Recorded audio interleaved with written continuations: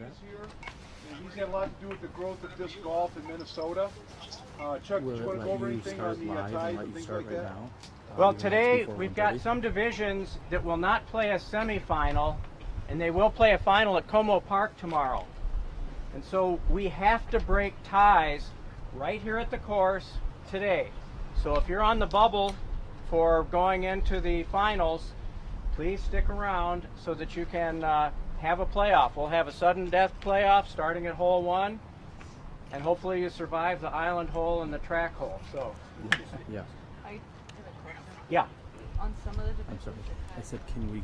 Well, it's 1:28, so right at 1:30. We'll just cut right to wherever we're at in the players' meeting, right at 1:30. Then I'll have someone hold my camera and I'll introduce the show. Okay. As in like Group X, which has got FJ1 and FJ2. Right. There's 2 and 4.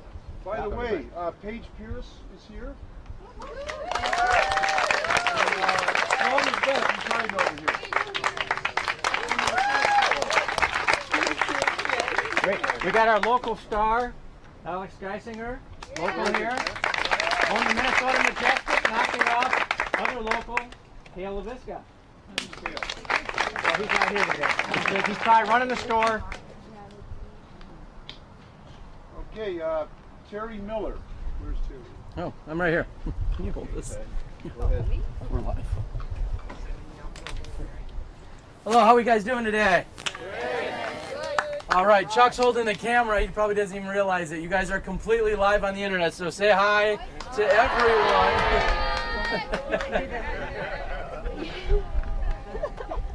I am super excited that Smashbox TV, me and a buddy, are here so that we can go ahead and present live disc golf to the entire world, and we're going to be featuring you guys today. We know there's more than 600 people out here, and everybody wants their friend or their brother or their sister or their little nephew or cousin to get covered, and we tried to get around as much as possible. But today we're going to be out here this afternoon, and I'm just going to be roaming the course. So I'm going to be trying to get as many shots from as many of you as possible. You may only get one shot, so hopefully you make it a good one, because everybody at home is going to be watching.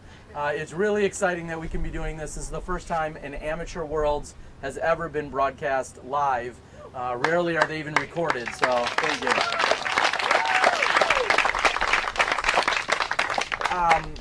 However, with all media, and whether it's photos or video, something you guys need to know is that we are just bystanders. We want you to shoot your best possible golf no matter what.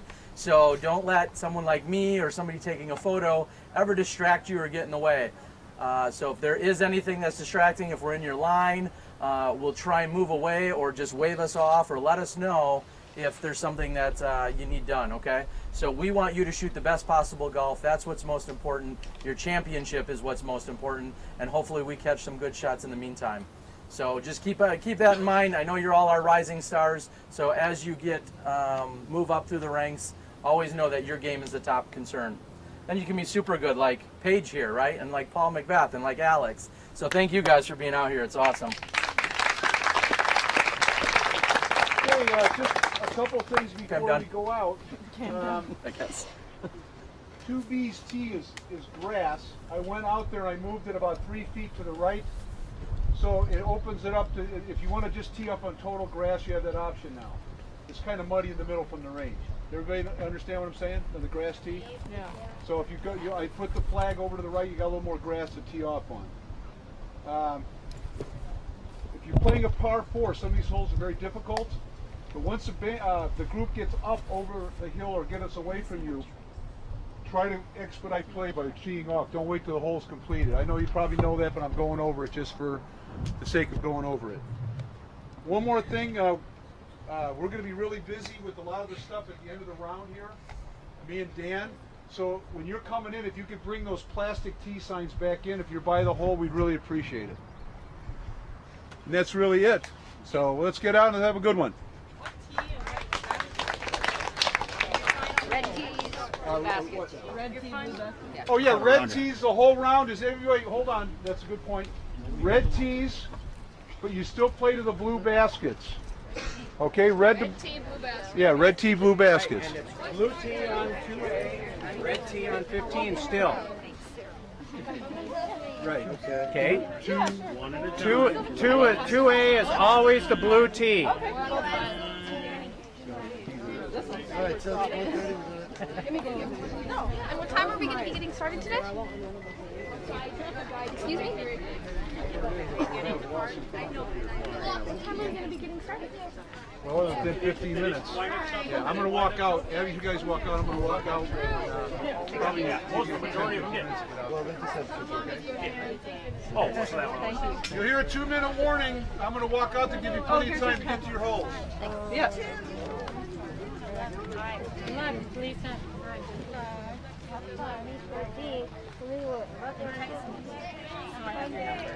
There you go.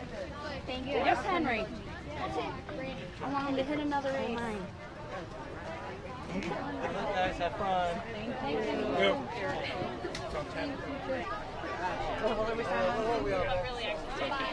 Let's bring home some Florida here. There we go. Woo!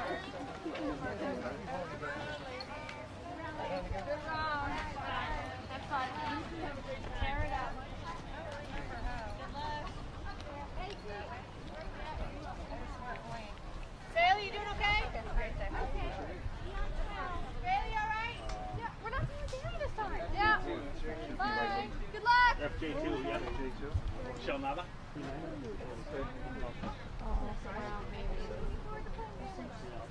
Okay, so 4. I guess. Is that what that means? One second. Ties for 4th place must be broken immediately following. So does that mean 4 make it? Because it doesn't say right here. Yes. Because they don't have a semi. So the final is 4? FJ2, I would say that the semi is 8. Well, there's no semi. They don't have a round tomorrow. Oh, I'm sorry. So I was just curious about the final then. Oh, yeah. The field was 8, so there's 4 in the semi. Yeah. No, there's no semi. I'm in final. Okay. Thank you. Yeah, I know. It's confusing. There's a lot of stuff going on. Okay, so anyhow, Thanks for coming out. Yeah. where's that horn at, Dan? I'll walk out there and. Do you want the ear piercer? Sure. Thank you. Good luck. Keep that as far away from your ear as possible. Earache my eye. That's all I gotta say. Oh. I broke that one out this morning, and it was much more piercing than the other one. We got a couple cases of water left in the truck, so. Right. We I'll also get got to them get a out. little ice for that. Well, whoever goes out for lunch can get the ice.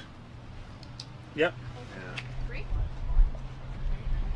All right, and there you have it, ladies and gentlemen. We are here out at Kenwood Park. I believe this is actually Kenwood Trails Middle School, Right. if I'm not mistaken there. The park is. The course is actually in the park. Okay, and we are going to go out there and bring you as much live action as we can. Hopefully you heard I had addressed the crowd to let them know we are simply here to showcase and highlight them as much as we can today. And as course director Brian Cummings had let us know, or let them know, this is in fact the last round for a few of these competitors. Some will be playing semifinals rounds tomorrow, some will not. Most of them will in fact be playing a final 9.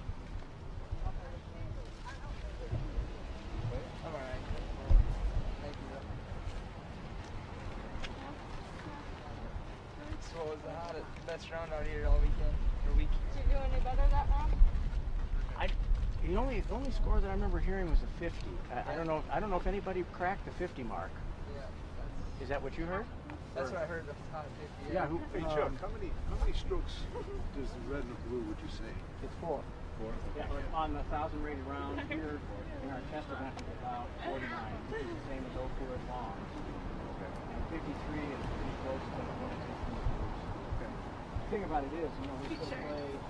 Right now we have Chuck Kennedy explaining a few details to a number of the players. As we said, we have Paige Pierce out here today. She's been out here for most of the week. I believe she has a prodigy protege, or protege is what maybe I'll refer to that as. And she's been out here taking in the action most of the week. We've also seen some pretty sweet action over on hole number 2A. Otherwise known as the Teardrop hole. It's 120 feet, and they're even calling it a par 2. There's OB all the way around it, as is it completely an island hole. However, we're seeing some pretty awesome shots. So I'll make sure to bring you some of those. Again, I am Terry Miller, the Disc Golf Guy. You are watching Smashbox TV. We're out here for some sweet action at Kenwood Trails Middle School and Disc Golf Course, and it should be a lot of fun. They are playing a slightly shorter layout than what many of them saw this morning. They're going to be playing from the red tees to the blue baskets. Again, those are the red tees to the blue baskets. This course measuring in around 4,900 feet, so relatively simple and straightforward. However, in doing the course preview, I also noted there are plenty of trees out here for them to navigate around, so it should be pretty exciting watching all the different groups and how they attack various holes out here.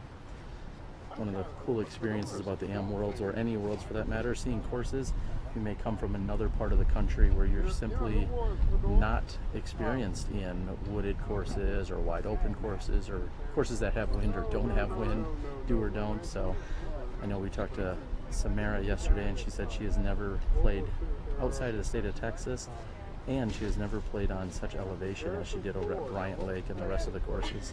So that's pretty exciting. Indiana Jones wore a fedora. That hat is the fedora. Nice. Yeah, but it's all depends on the material it's made of. I mean, it's a regular style. It's a fedora cap. Well, that was their shoe.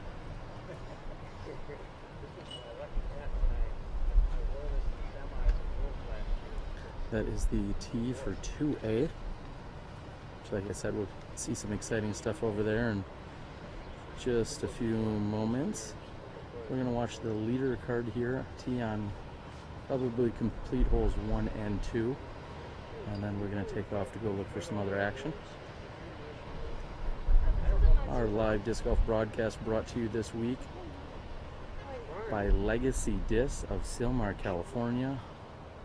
Bamba, Stevie, Steve Valencia, and Freddie, all the guys back at the shop.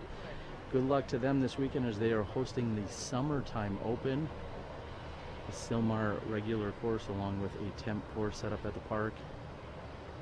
We know so many of our good friends, AJ and Max, and so many others are out there competing and gonna have a great time out there at the Summertime Open.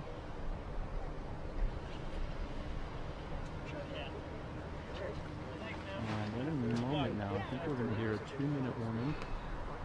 Again, a 2-minute warning means you must cease all practice throwing and be ready to go. You can throw and do whatever you'd like up until that moment. And then once you hear a horn, that signifies the 2-minute warning. And then players must cease throwing and practicing. And 2 minutes later, you'll hear another horn, and that will signify the start of the round.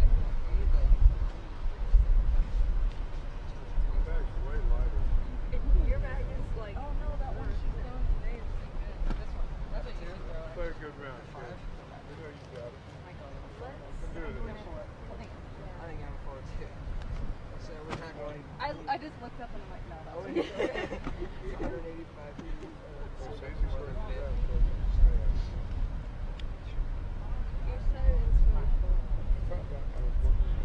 Oh my god.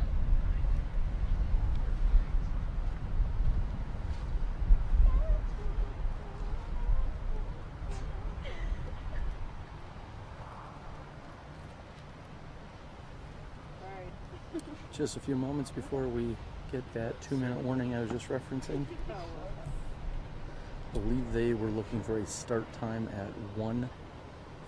We'll start at 1:45 and a 2-minute warning at 1:43.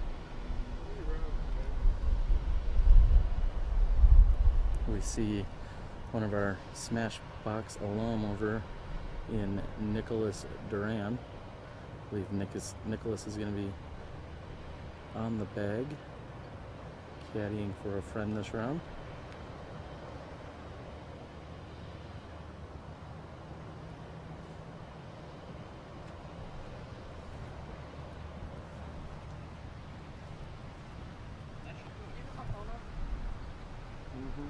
Pretty sure I did.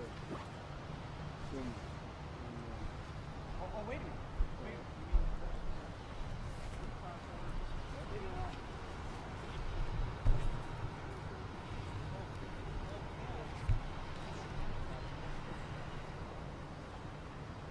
And again, we are just getting everything dialed in here for you guys today.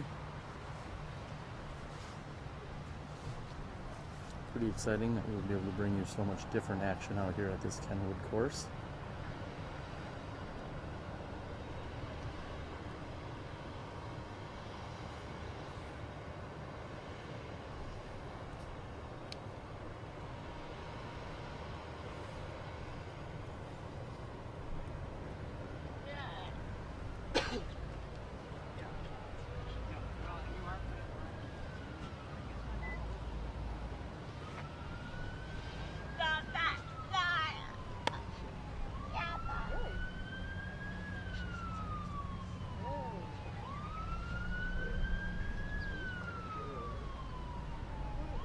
Take a look over here. We see a man behind, one of the men behind the PDGA ratings and so many other things, disc golf and PDGA related, especially anything course design, is Charles Kennedy, otherwise known as Chuck.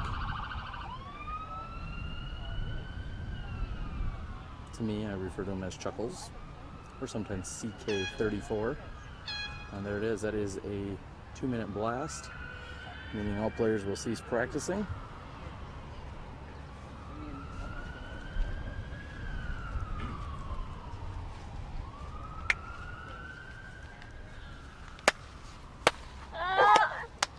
Oh, God.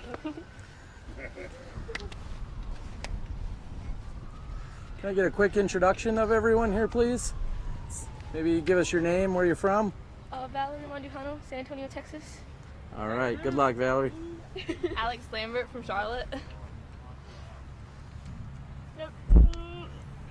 Kaylee Campbell from Michigan. Kaylee Campbell from Michigan, awesome. Michelle Nawa from Oregon. All right, good luck. And you, sir, are? Alex Geisinger, Lakeville, Minnesota. Oh, nice to meet you. Hi, Alex. And you, I think I've seen you before, ma'am. Paige Pierce from Plano, Texas. Pierce? Yes. Could you spell that? P-I-E-R-C-E. Okay, Paige Pierce, welcome.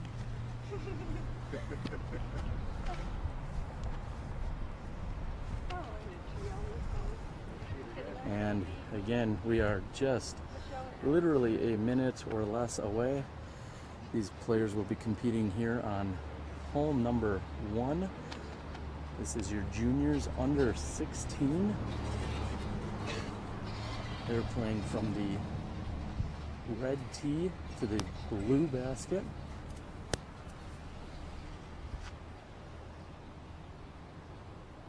Measuring in at 185 feet.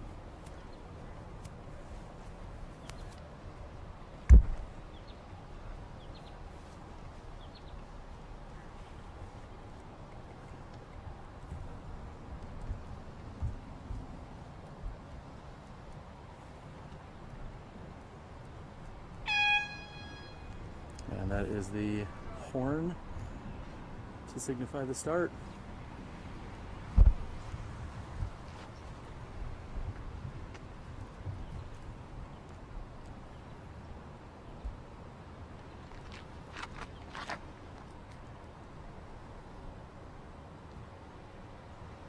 And just about pin high on the right hand side. Very nice drive.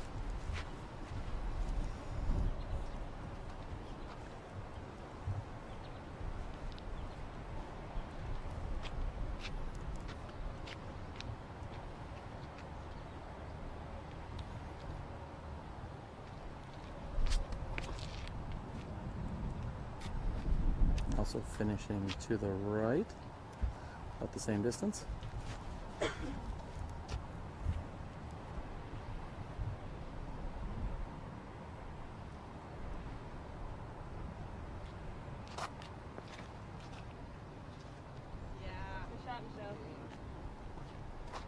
Oh, and Michelle hits the pole on her first shot. Nice shot, Michelle.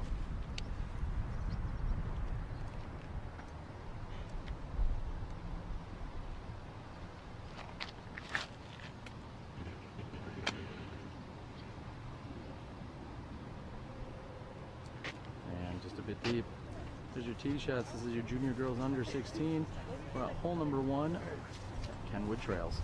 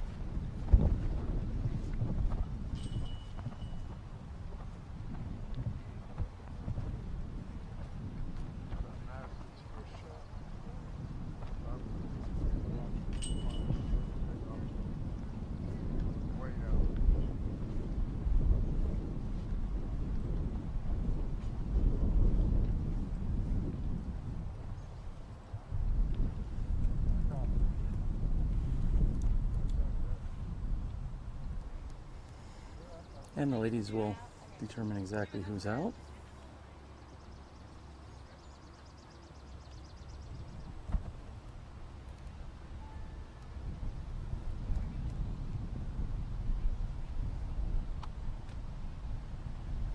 A little bit of a roll here to at least 18 feet. Not exactly favorable roll, something you got to think about when putting downhill for sure.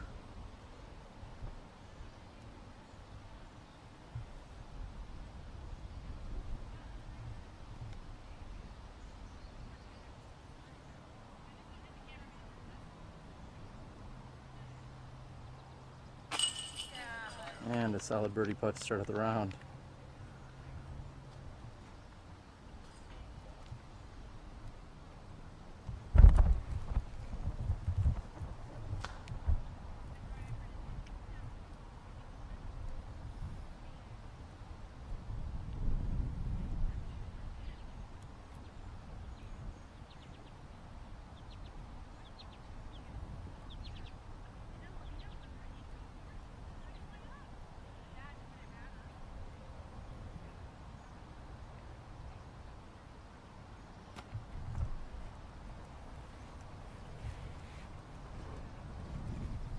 We're going to stand down just for a moment. I want to make sure we give you all these putts. Of course, technology loves to be great when it wants to, and unfortunately there is a... We'll be back with you in just a moment. It's all about practice, preparation, and routine. Approaching the tee shot, I always line up my shot and check the wind direction. Always take into consideration the trees that are out there and the out of bounds that are marked off. I try to keep everything slow on my run up and build momentum as I get to the end of the tee pad. Trust your shot, believe in yourself, let the disc do the work. Legacy disc. Play with confidence. Final round.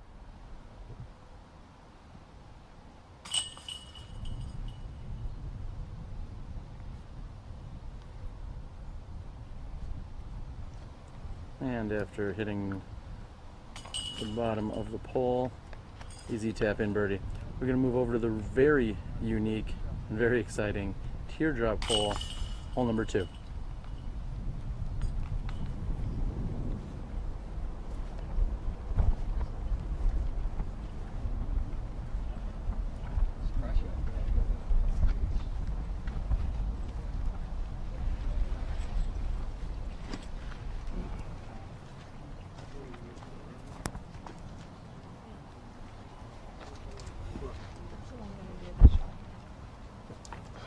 Push it down. Make sure you skip off the. Make sure you hit the rock. Don't under the. Just hit the rock. Okay.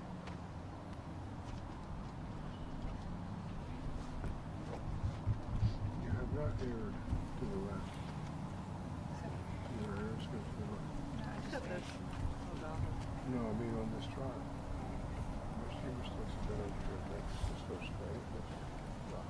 Hit the rock. Get your putter. Here we are at hole number 2, Teardrop Island. I should clarify, 2A, 120 feet.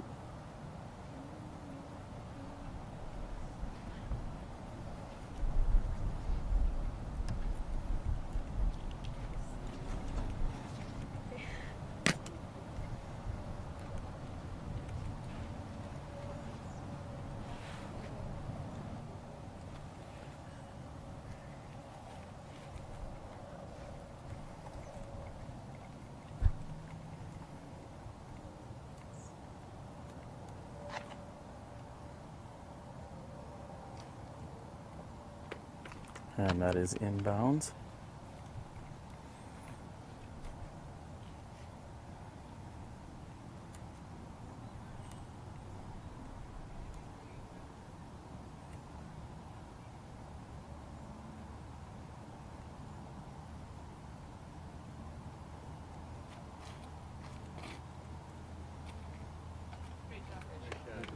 Very nice shot here.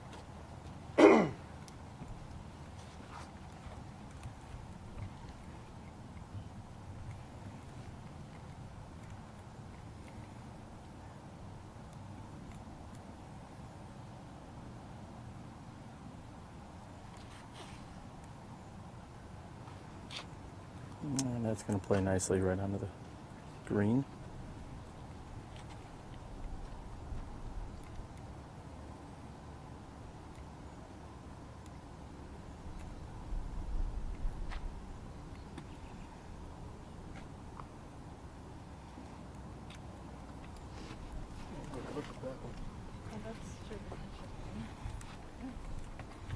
Good looking shots. Looks like everyone should be in bounds here on Teardrop Island. If not, it would be very close, as course director Brian Cummings has informed us that someone actually took an 8 on this hole.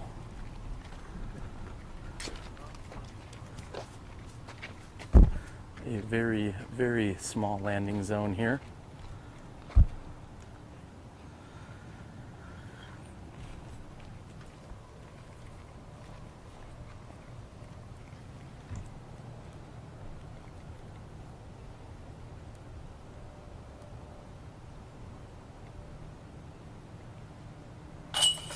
And with no problem whatsoever, that is a birdie 2 here on hole number 2.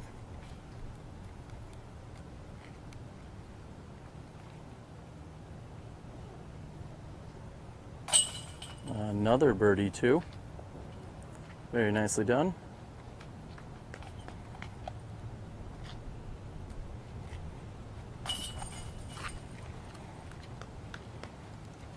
That is 3 of 4.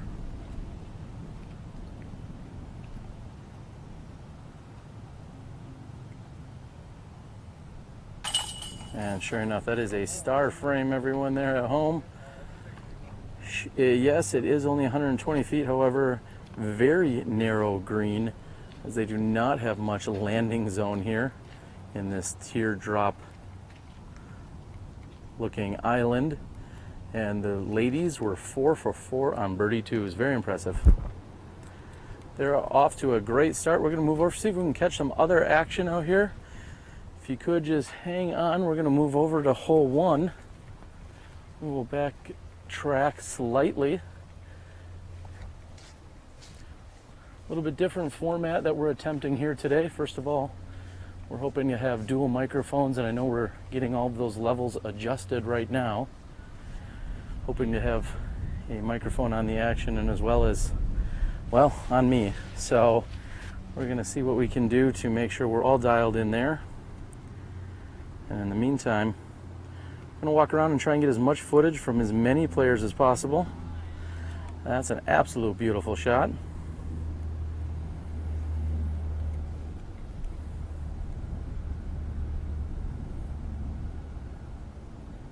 If you haven't noticed already, one of the unique features out here, there are dual baskets, I believe, on every single hole, every single permanent hole.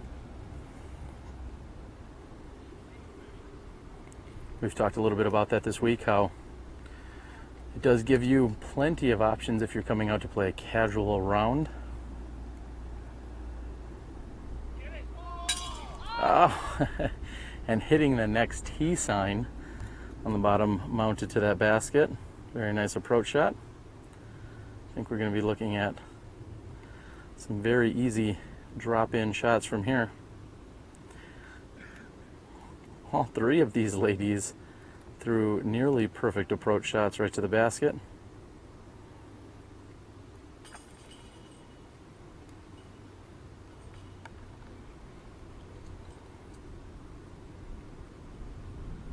It's been a long week for many of these competitors, playing 4, 5, 6, maybe even 7 rounds when it's all said and done, possibly plus a finals. It's a very solid putt.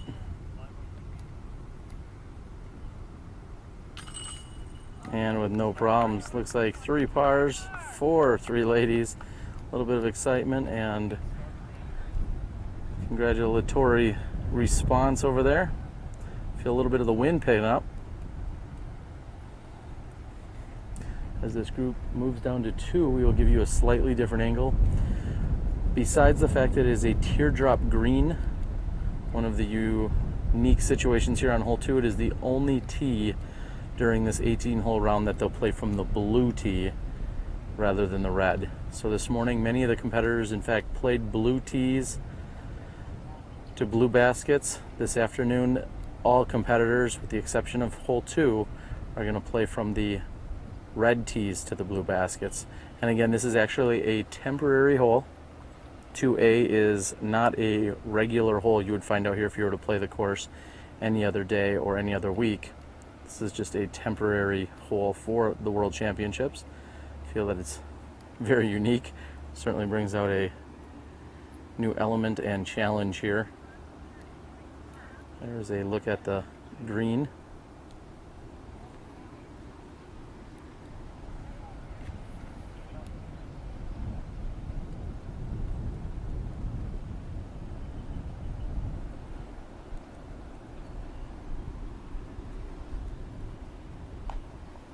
And it's going to want to...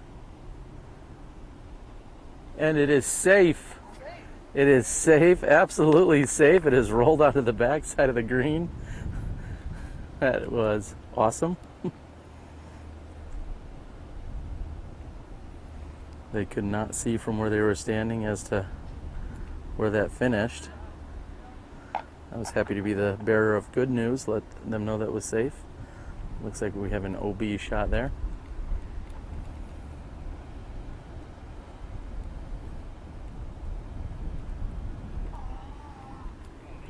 That's going to be just a bit short. I don't know about you guys at home, but I personally could sit and watch tee shots on hole number 2A for the entire day. I think that would be very entertaining, as it's a very fun and unique hole.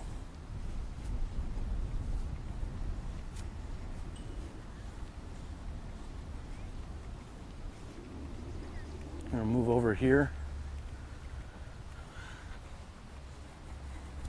These are our advanced masters women.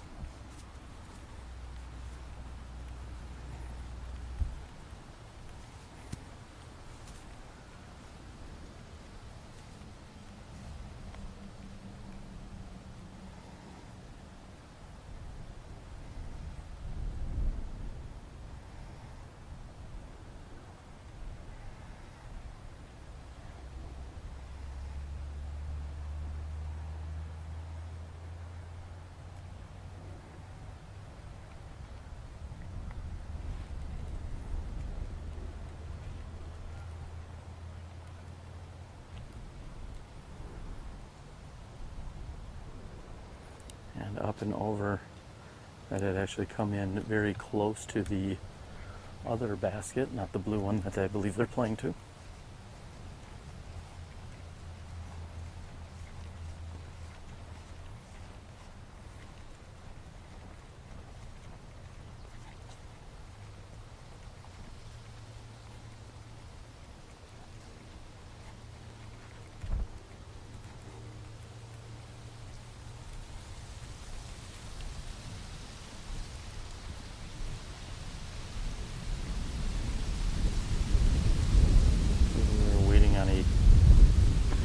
shot from the woods. If I can just get into position here. As I said, these holes are relatively short but are incredibly technical, with woods on left and right on almost every hole.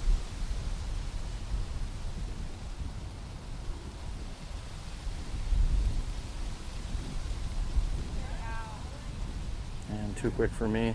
Looks like we have an approach to within 15 feet of the pin.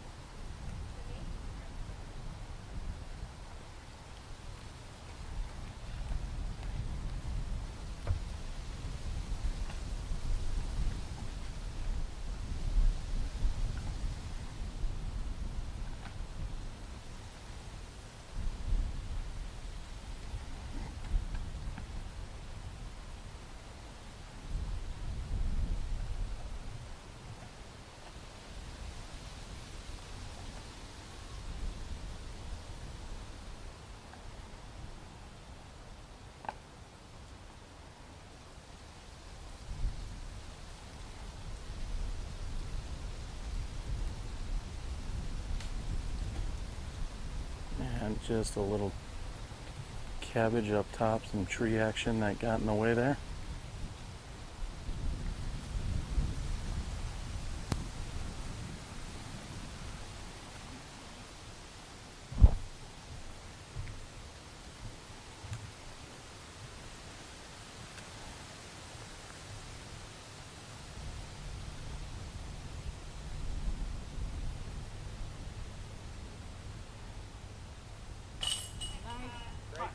And Lori Lynn from the Milwaukee, Wisconsin area puts in. Very nice shot.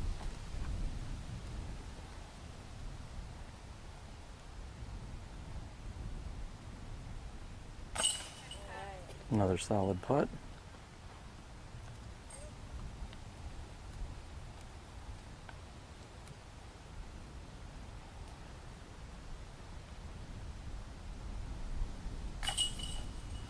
And somehow a slip out on the left-hand side.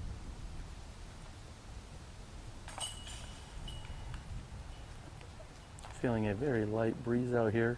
Seems to be picking up and then diminishing, so we'll see if it remains constant throughout the day or not. Uh-oh, we got Colorado peeps. Come on over. Colorado peeps, Jay, Michelle, Courtney, all my Mile High Melons. There you go. Thank you. All right. And again, everyone having a great time out here at the Worlds. This is down to one of the final few days of competition, so everybody seems to be dialed in, hopefully relaxed, and in good spirits. Many of these divisions have been very competitive. However, we've seen a few of them kind of have some runaway participation, or play, I should say. Lori, Maya, Trina.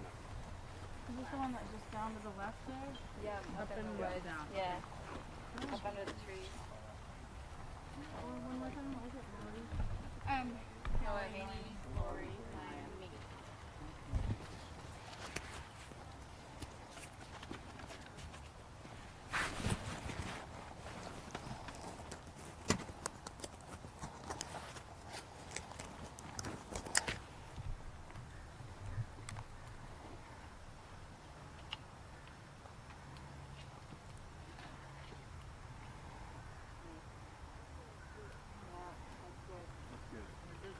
Very nice looking shot.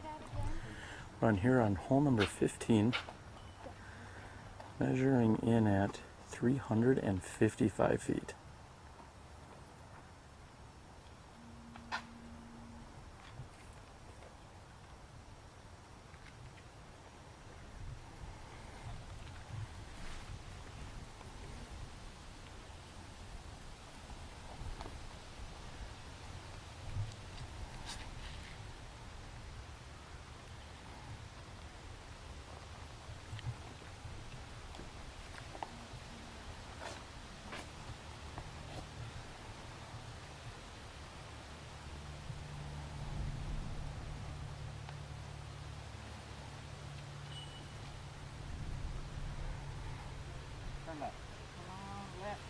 Also a very nice shot.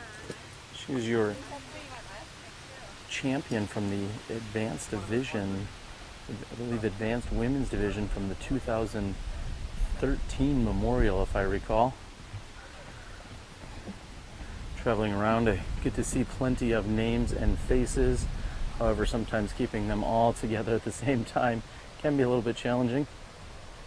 We're going to move back and out, take you on a little journey here. We are going to backtrack on hole 14. See if we can find some additional action. While I walk backwards through the course here to find some action, I'm going to take a short break. We'll be back with you in a few moments. Hi everyone, I'm Paul McBeth. We're at the 2014 Amateur World Championships. We're out here right now at Kenwood Park.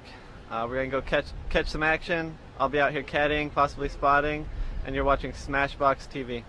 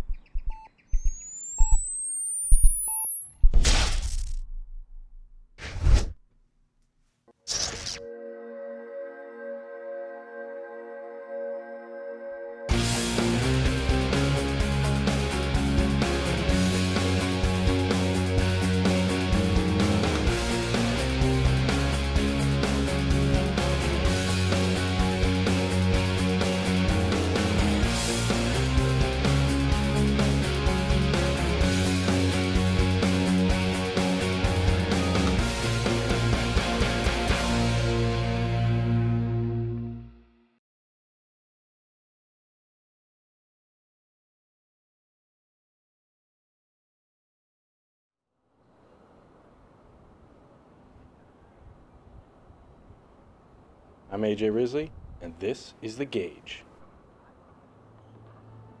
With its reliable straight flight and its excessive amount of glide, the Gauge is perfect for players of all skill levels.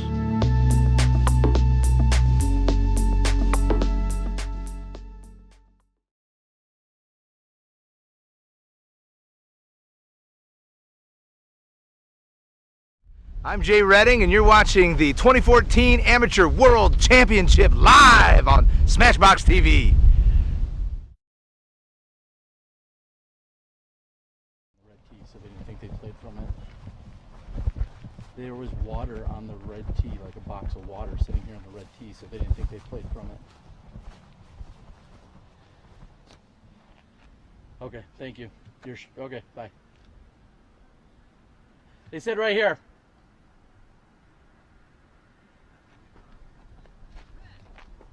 That's what I was just told. Chalk.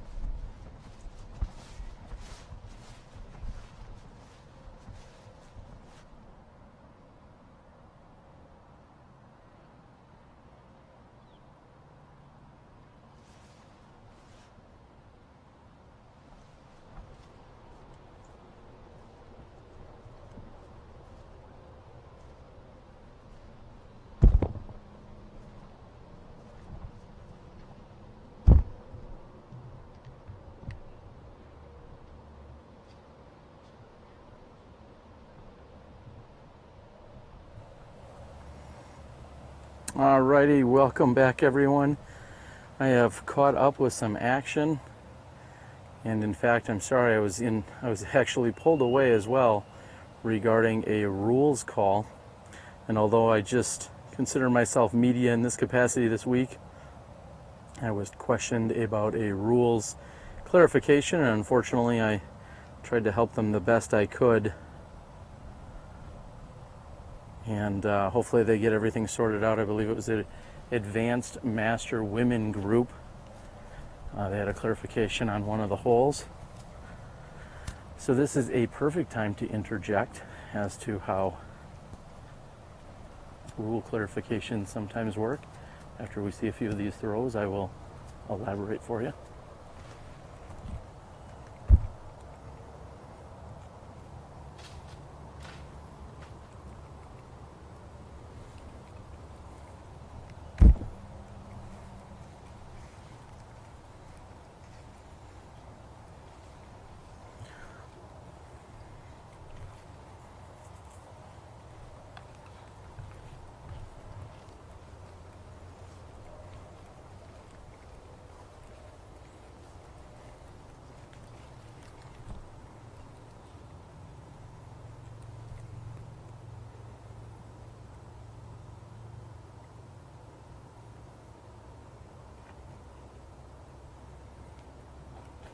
Just a bit short on that putt.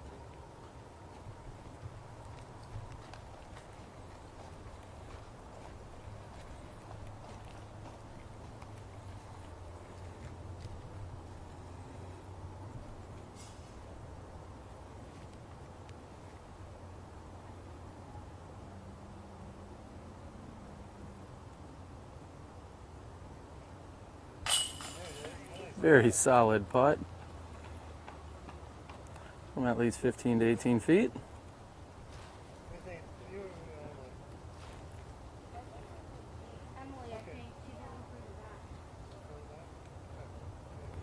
All right, Emily, I think I heard.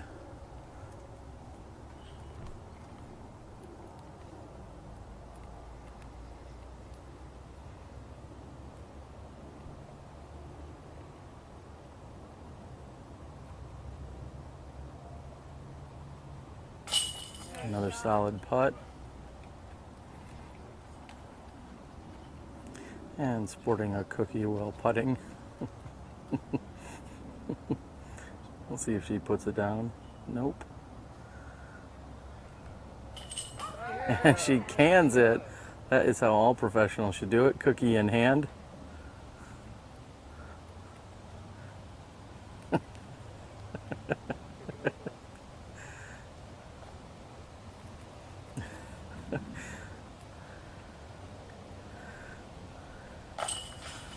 Another good putt. I can absolutely tell you that is a first here on Smashbox. Our first cookie in hand made putt. That was youngest competitor here at the Worlds. Hi, what's your name? Emily. Emily.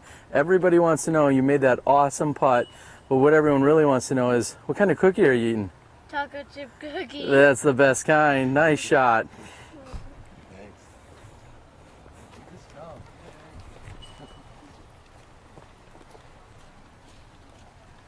We are going to backtrack here, see if we can get a hello out of all of our youngsters on this next tee before they throw.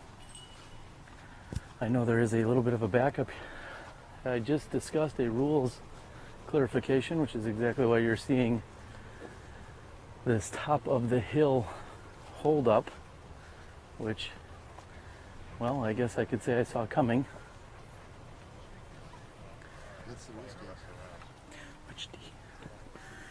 And if you guys don't mind, I'd like anyone that's playing, come on over. Let's, if you don't mind being on camera for just a minute.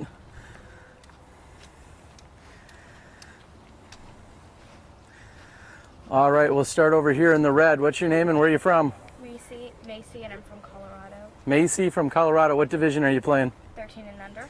13 and under. You having a good time? Yeah. Okay. Bigger smile. There you go. All right, how we doing today? Good. How's the cookie still treating you? Good. All right, what's your name for everyone at home? Emily, and I'm from North Carolina. Emily from North Carolina, and you are the youngest player here? Mm-hmm. How old are you? 7. 7. All right, very nice. And you, sir? I'm Price Bevins, PDGA 62813 from Knoxville, Tennessee. Very nice. Can you say that faster? Do it again. President of 68 Linfield, Knox, Tennessee. There you go. Very nice, buddy. And your name, sir? Ben Dresser from Kansas City, Missouri. Not Kansas City, Kansas, right? No. Missouri. Those that other line, right? Yeah. All right. And how's your day going? Good. Good, good. What division are you guys playing in? MJ4. MJ4, which is juniors 13 and under? 10 and under. All right. And how old are you? Just turned 9 last week. Just happy birthday. Thanks. All right. Anything else you guys want to say to everybody at home? You had an ace yesterday. What? All right, back up, back up. Let's talk about this. You hit an ace yesterday? Yes, final hole 16, Bryant Lake. Hole 16 at Bryant Lake. Wow, that is an awesome shot. Blind shot. Blind downhill and then with a rock in your way. Yeah. All right. What was the disc? Escape. Escape. Well, very nice shot. Congratulations, buddy. Thank you. All right. Anybody have anything else they want to add to all your fans back home?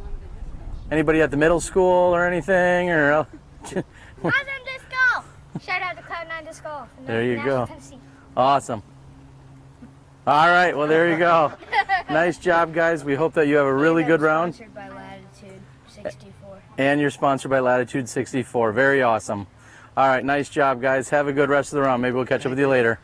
Okay. All right. See you guys. Thanks for coming out. Yeah. And as I mentioned earlier, a brief conversation. Looks like we have, I know the ladies had asked me personally if they were to shoot from the blue or red tee. They had teed from the blue even though they were to tee from the red. There was a water cooler. The blue. It's in the thing, isn't it? Well, we know. We have two that one says red, one says blue. Oh. Tournament director doesn't even know. Okay, he says red. Says it right here. Right. Tournament director just told us to throw red. So Okay, the conversation continues. shot instead of 4. You got to do it for one for red and one for blue.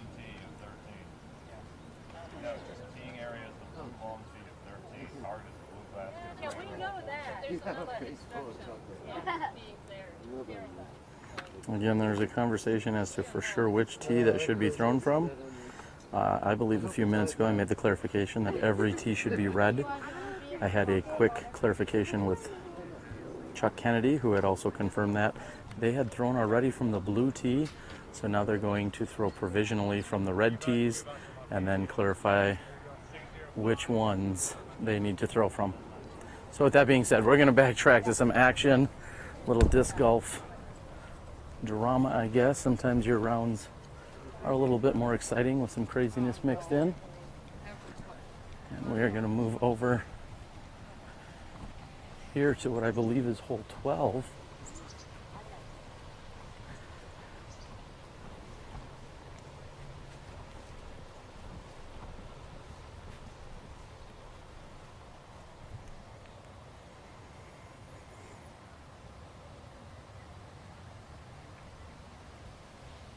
And looks like we're getting a clarification on the rules by Mom, which is great, as to where her daughter can legally stand.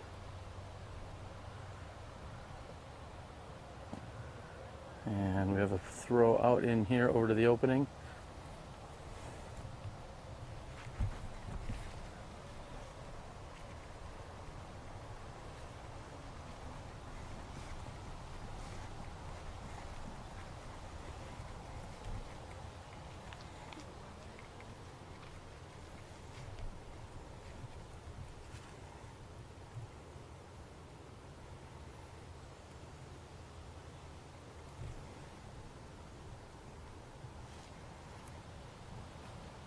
Very nice shot, leaving her just 8 feet short of the pin.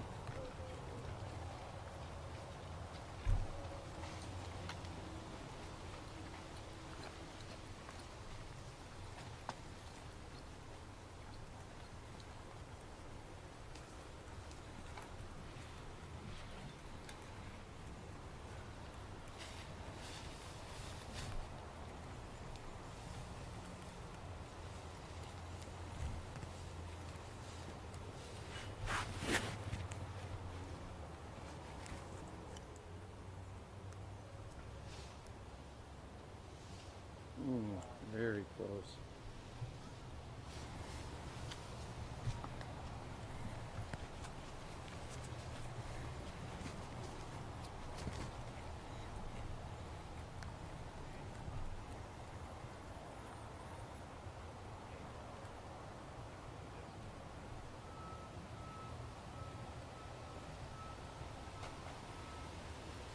Nice forehand approach shot.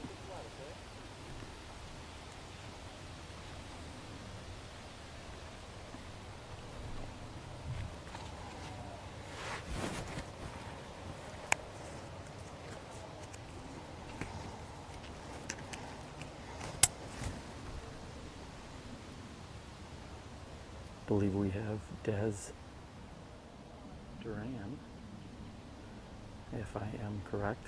I could be wrong. I've been wrong before.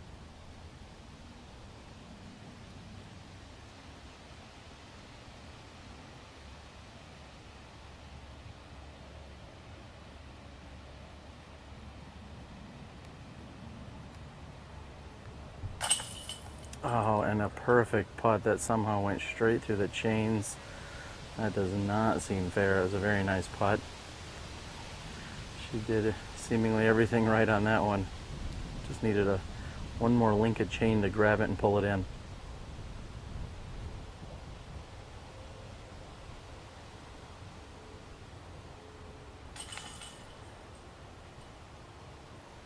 And a little cleanup action over here on the green of 12.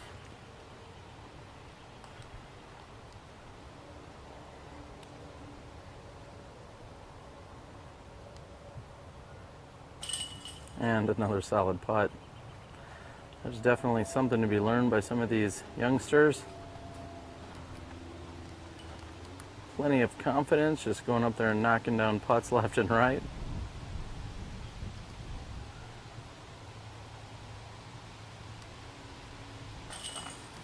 And easily tapping in. And again, there's going to be a slight backup on 13, so I'm going to see if I can catch up with our competitors real quick.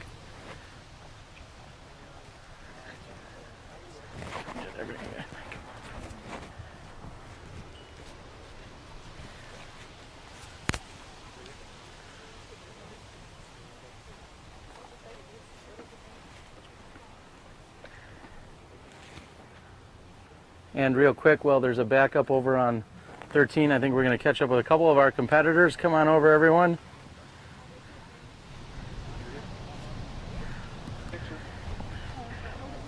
Come on up a little closer. We've got people at home that are watching on the internet live right now. Go ahead and introduce yourselves. Let's start on the left in the red. Hi, I'm Lydia Lyons from Normal, Illinois. Lydia Lyons from Normal, Illinois. Is that what you said? Yes. Well, hello. How you doing today? Good. What's been your favorite part of the world so far? I don't know, just having fun. Just having fun. All right. And you, little lady? I'm Anna Early from Sir Gainesville, Tennessee. Speak up just a little bit. Sorry. It's all right. I'm Anna Early from Sir Gainesville, Tennessee. Well, hello. Nice putting. I've seen you practice putting and make that one. Very nice job. Thank you. And you, young lady? Desiree Duran from Pine Top, Arizona. Awesome. And what division are you guys competing in? 13 and under. 13 and under. Everyone give me your age, please. I'm 11. 11. Des? 12. 12? 10.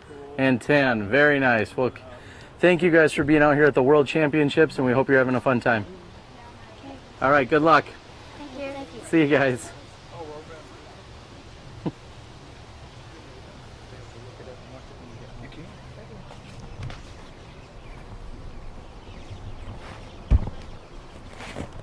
And as adorable as they all are, some of our youngest competitors out here competing this week.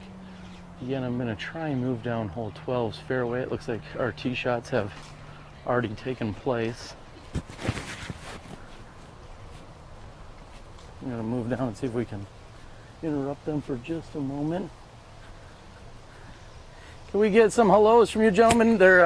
You're going to be waiting in a couple holes anyway, so I just want to real quick say, could you tell us, everyone, who you are and where you're from? I'm Eli Clockfelter, and I'm from Indiana. Awesome. And how's your week going, buddy? Good. I've shot really high though, so gotta bring it down. Hey, but you're having fun, I bet. Yep. All right. And go Prodigy. There you go, buddy. And who else do we have here? Come on, tell us your name nice and I'm loud. Hunter Collins from Portage, Wisconsin, and And you're having a great time? yeah. Okay, good. What's been your favorite course so far? It's probably the Lions. Lions, very nice. Well, good luck to you the rest of the weekend. And you, sir? My name's Adam Osborne, and I'm from Ohio. All right, and what's been your favorite course? Lions. All right, what's been your favorite hole at All of Worlds? All of Worlds. Hole 14 at Kaposia. Hole 14 at Kaposia, very nice hole.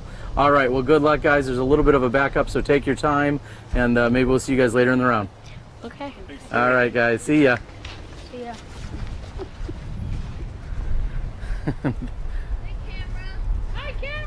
And we have some guys that are more than anxious to talk to us again. I think the backup is only going to exaggerate as the round goes on, so we'll see if we can go back and get some actual throwing action for you guys. Hello, camera. Hello, guys. Everyone come on in. If we could get everybody to talk to all of your amazing fans and friends and supporters out there in the internet. Who do we have here? I'm Sam. Sam, and where are you from, Sam? San Francisco. And what division are you playing in? Junior 13. All right, and you having fun? Yeah. Hi, Mom. Hi, Dad. I love you. There you go, buddy. I love my birds, too. There you go. And next up. Drew. Hey, Drew. How you doing, buddy? Good. What's been your favorite part of the world so far? I don't know. I don't really have a favorite part. The birdies you get, maybe? Yeah. Yeah. Are you getting a lot of them? Yeah. How many birds are you gonna catch? What? All right, Drew. And next, what? I'm Evan. Hey, Evan. Where are you from, buddy? I'm from North Carolina. And what's your home course back in North Carolina? My home course is Kilbourne. Kilbourne. Very nice course. Very challenging course. What's been your favorite part of the world so far? Probably just how many courses we get to play.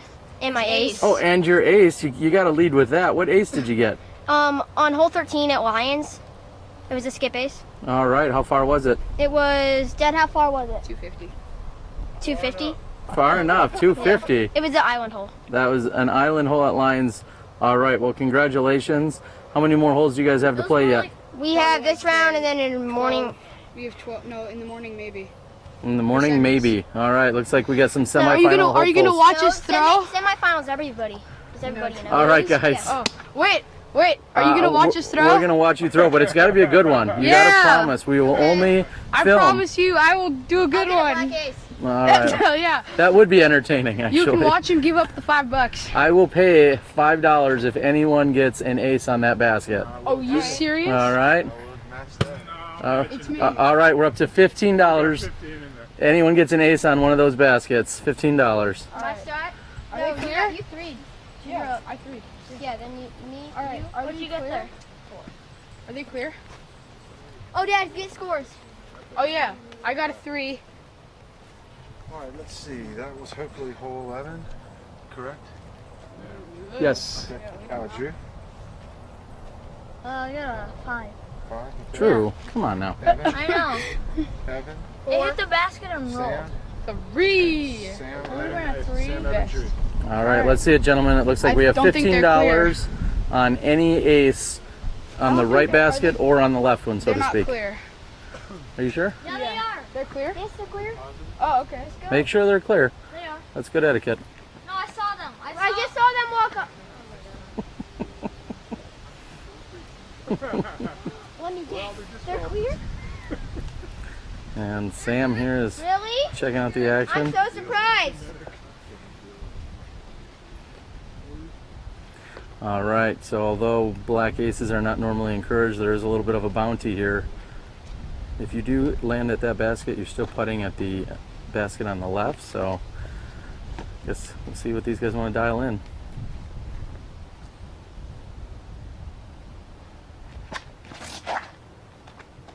That's going to need to turn over. It's going to be a great looking sidearm. He's going to have to get up and down from there.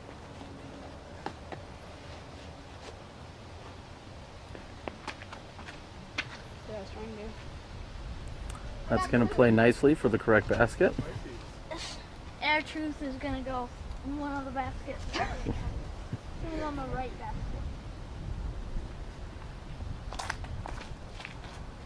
And the Air Truth. Nice shot. Oh, and he's gone deep. That will be a good shot, though, for the correct basket. Cameraman! All right, gentlemen. I love you, family! We wish you guys the best of luck. And there you have it, ladies and gentlemen. That is hole number 12, our junior under 13. We're going to backtrack here over to check out some action. I believe we have 11's pin just this way. And we are going to see who we can catch up with. We're going to have to move a little bit quicker here if we want to see more of this action. Nice putt.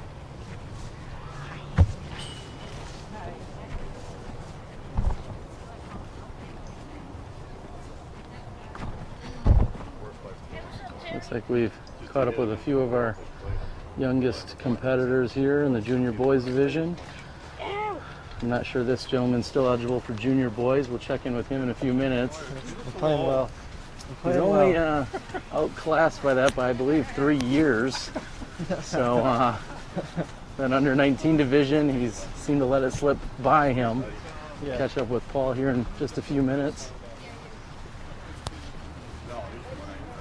Go down up there, Turbo. Go down there, Turbo.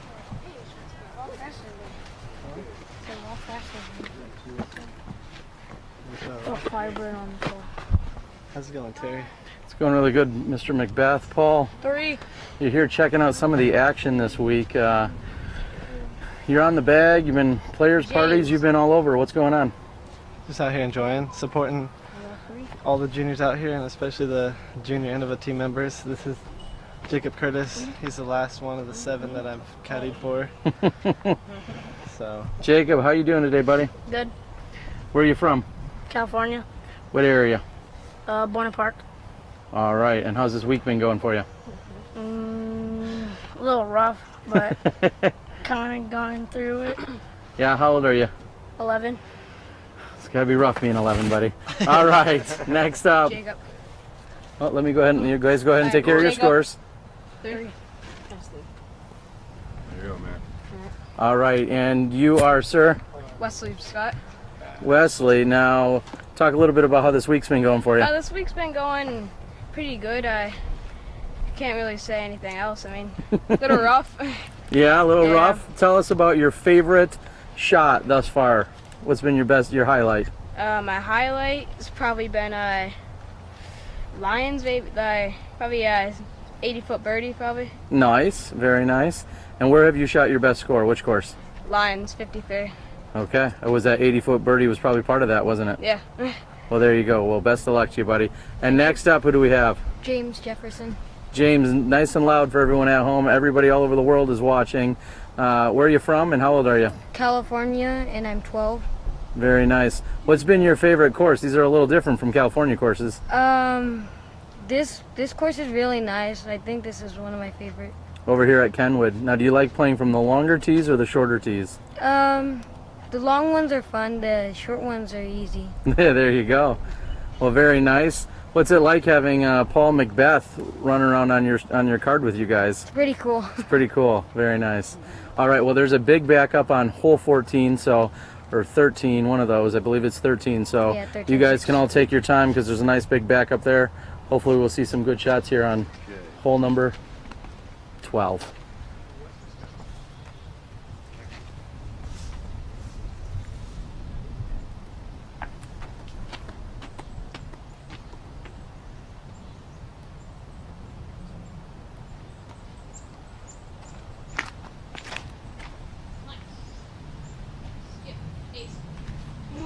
And that was a very nice looking shot.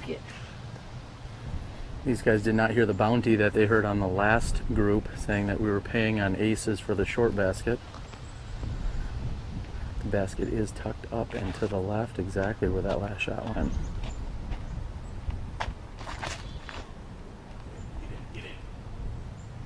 And Wesley's shot looks very nice as well. Nice hyzer. Wesley's got a big fan club.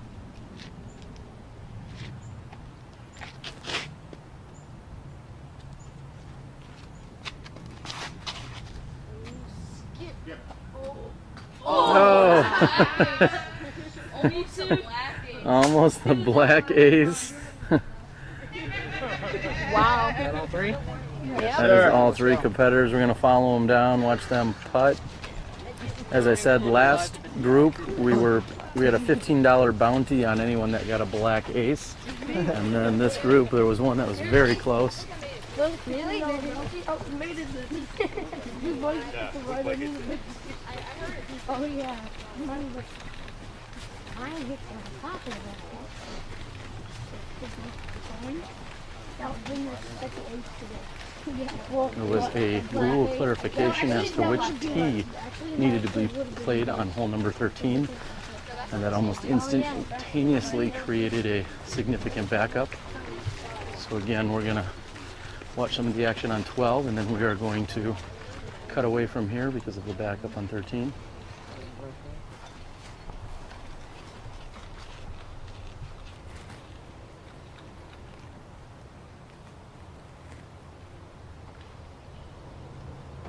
I think you got out. You're over there. Yeah, you're over there. Yeah.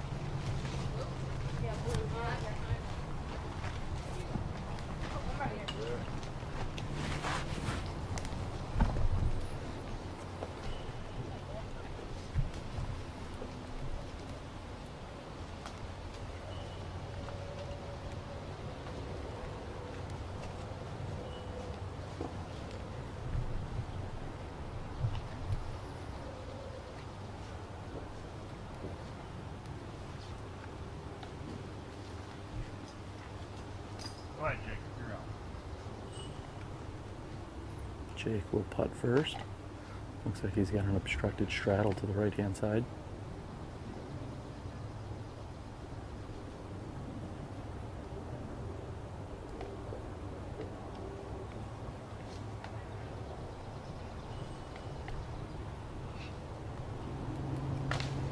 And just over the top of the pin. Wesley will putt next. Get a little help there on the stance.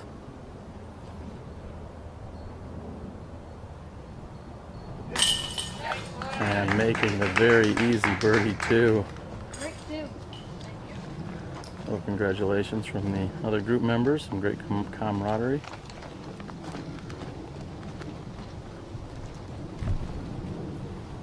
Jacob here is left with maybe 15 feet.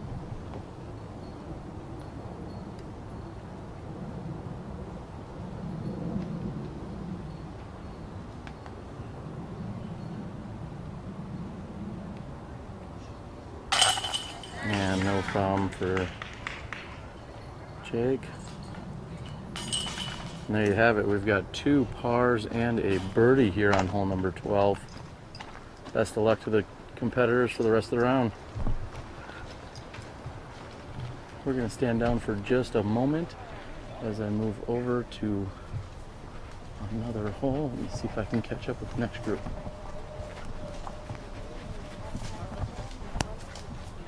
Okay, so it's Brandy, Carol, and me. Okay.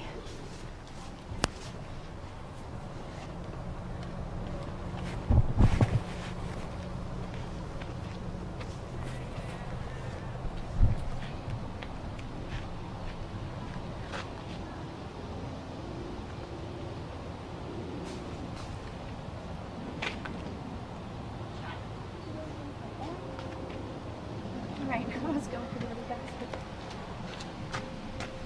Now, what to do? I'm like kidding.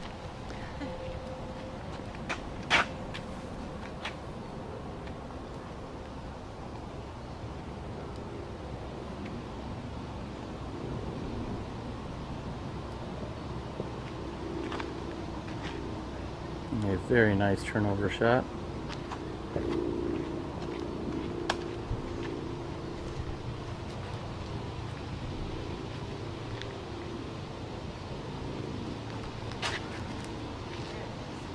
Another standstill turnover shot, very nicely executed.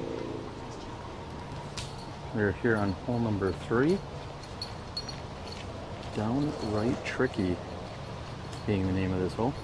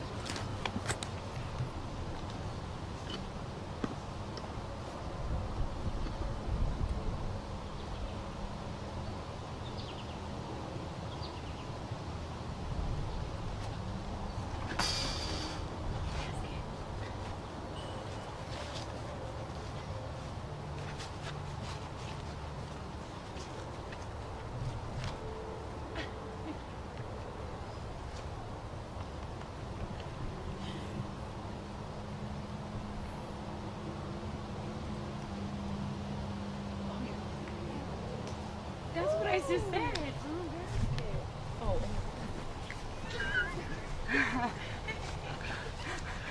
Seems to be some confusion here on hole number 3 as to Yes, exactly. Daniel, I played to the wrong basket. Alright. Everyone is having fun. It's just going to make a more exciting par save here than I'm anticipating here on hole number 3. It's going to make an interesting night at home.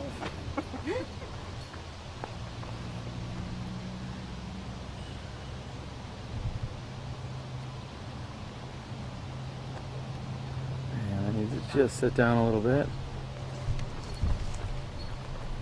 This is not where we were intending.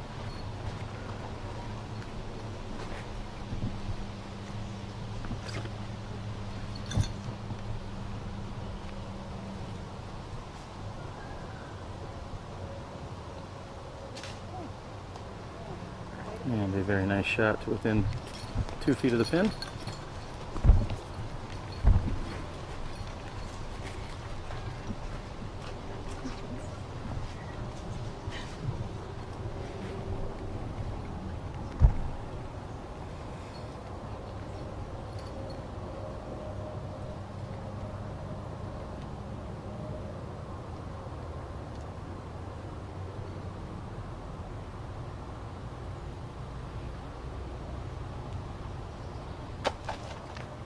Just underneath the basket is the par attempt.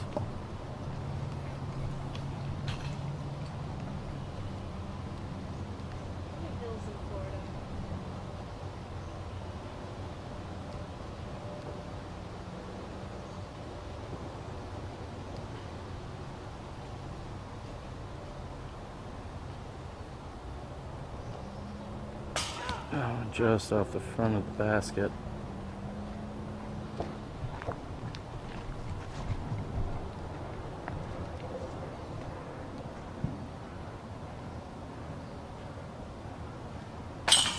Sorry, PDGA women, you didn't get to see me get a par. How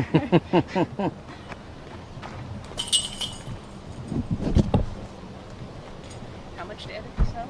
Right? I think we're live, are we not? It's for you, Mary.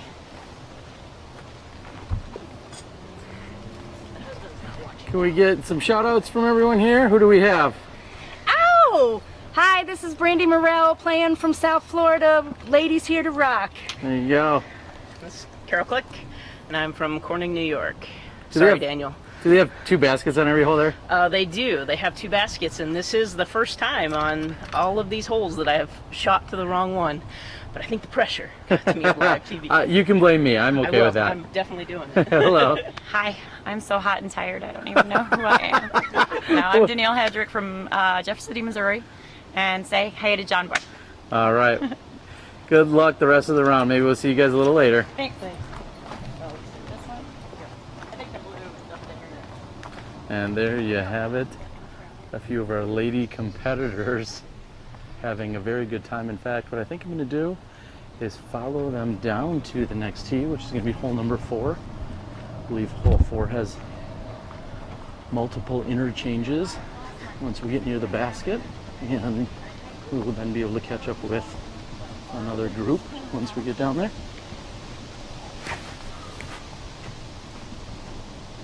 I'll try not to lose it. I swear I'm going to put it in the side pocket. So Oh, then you have to take some. all right, Brandy. Brandy had a 4. Far on that. 230 feet. Carol. Hole number 4. Me, Brandy, Carol. Correction, it is 190. I'm reading the T sign correctly. Red tee to blue basket is going to be 190. I guess it's me. Sorry. I was trying to think of what I want to do here.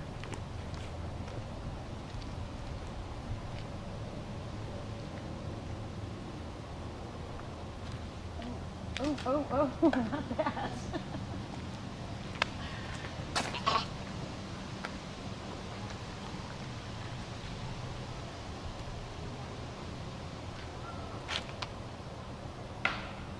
Oh, and almost getting through the gap. I hit that tree the first round too. Hitting a tree on the right hand side.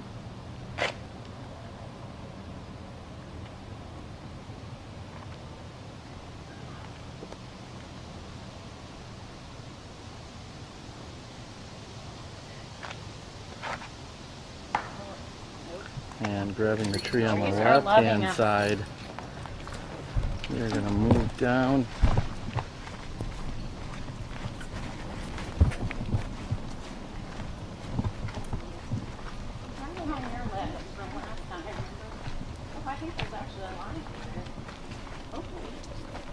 Straight to the basket. Yeah, if I could throw straight, it's great.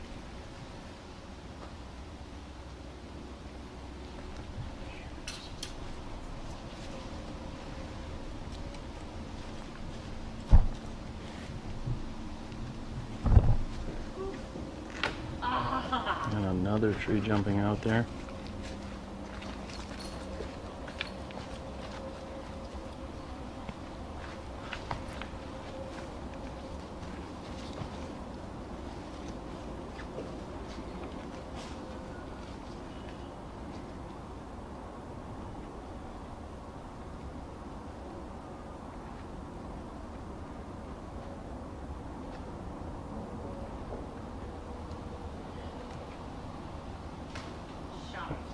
And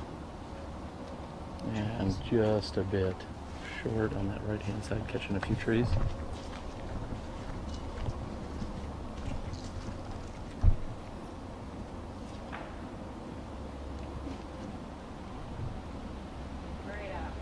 And a beautiful approach shot.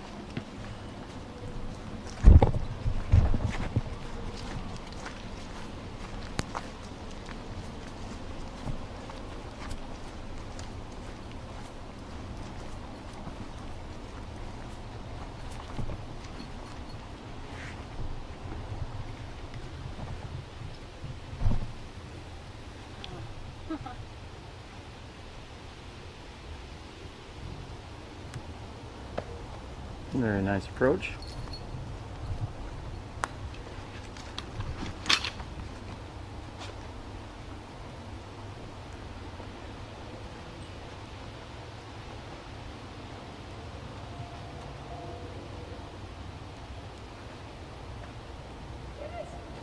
Oh, and just short and right of the basket.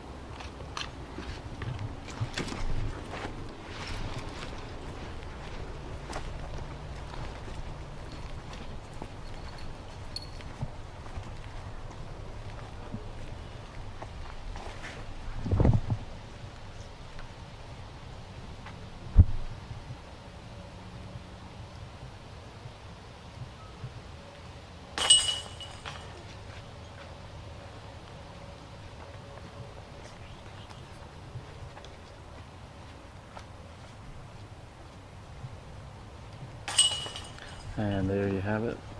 Everyone will be tapping in here on hole number 4. We're going to move over and catch some more action. Best of luck to these ladies. Bye. Keep having fun. Good playing, everybody.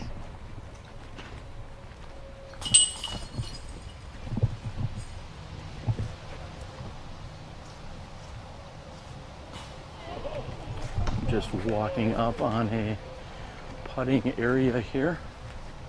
See if we can get some shots.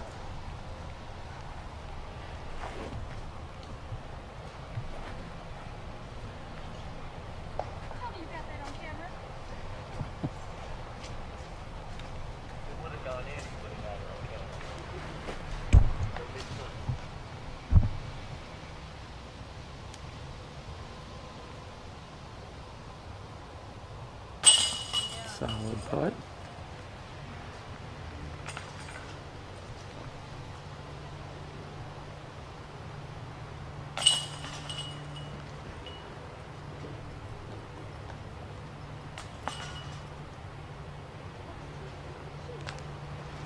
And we're going to catch up with this group, see where they are off to next.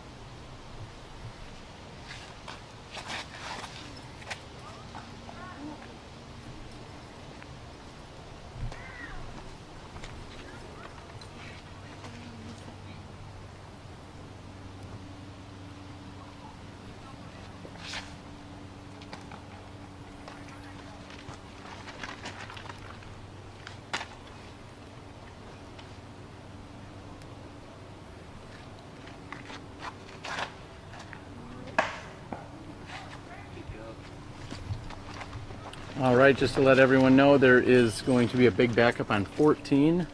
So, so you guys know. Can we get some names and shout outs if you'd like, or if that's not too distracting? And I'd like to thank my caddy, my mom and my dad for helping me get here and carrying my bag the whole time. All right, anyone else? Alexis Montecano, my dad caddy and my brother. Danny Peterson, my dad caddy and playing Masters today, and everybody in Arkansas. All right, good luck, ladies. So there you have it. Unfortunately, I am not going to backtrack that way or head up and follow them simply because it'll lead to the backup. We'll backtrack further down into the course for you guys. We're going to take a quick 2 or 3 minute timeout here so I can get in position. You're watching Smashbox TV with Terry Miller, the disc golf guy, and live exclusive coverage brought to you of the 2014 Amateur World Championships, in part due to Legacy Discs. Play with confidence. I'm Cale Laviska from Minnesota, and you're watching Smashbox TV, baby.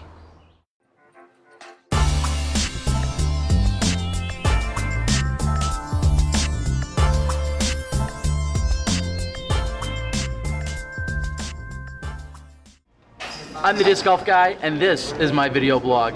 I'm joined here today by Cale Laviska in Minnesota. We are at the Airborne Disc Golf Emporium. Cale, Is this every disc golfer's dream come true? Here we are in your own shop. Welcome, Terry. This has definitely been my dream.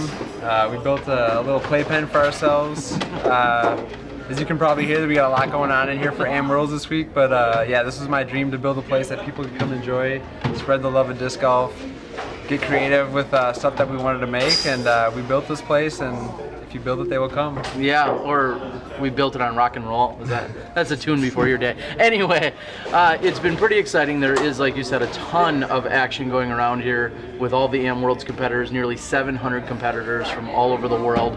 What's it been like with this atmosphere and the excitement or energy? Tell us a little bit about that. Well, it's been fantastic. I mean, we in Minnesota feel like we're very lucky with the amount of disc golf courses we have, the community we have, and so we have 700 AMs coming into town that get to enjoy what we love and we've built, and we're very proud to have everyone here. Personally, in the shop the last last week, it's been absolutely crazy. We've had so many people coming in, enjoying the place. So it's amazing how word is spread about Minnesota disc golf and Airborne in particular, and we've been having fun having everyone in the shop and showing them a good time. And my hint will be Sydney here, who is putting on this hole.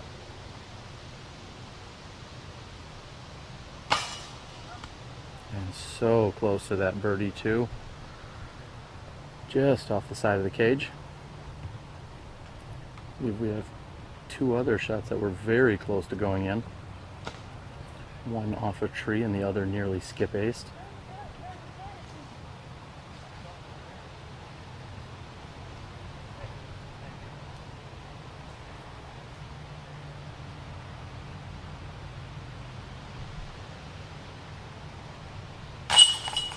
And taking advantage of a tree kick, putting in for the birdie too.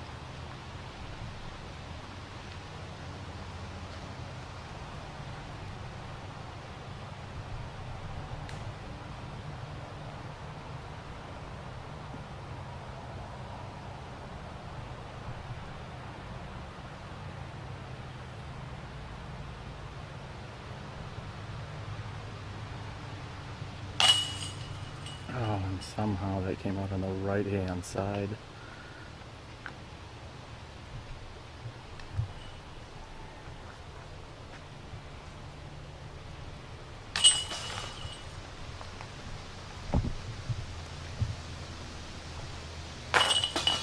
Ladies, can we have just a moment and any shout outs you guys need to send anyone back home or that might be out there watching? Introduce yourself. Madison Rogers, and then I guess I'll give a shout out to my mom because she's probably watching. You'll guess. There you go. Hello. Sydney Key, and I'm gonna give a shout out to Katrina Allen. There you go. Very nice. Hello. Hi, Emily Bates, I'm gonna give a shout out to Chickasha Disc Golf. There you go.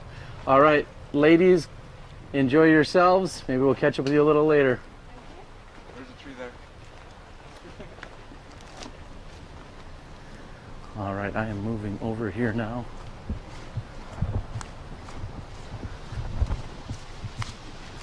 See if we can catch up with our ladies. I believe this is probably hole number 6.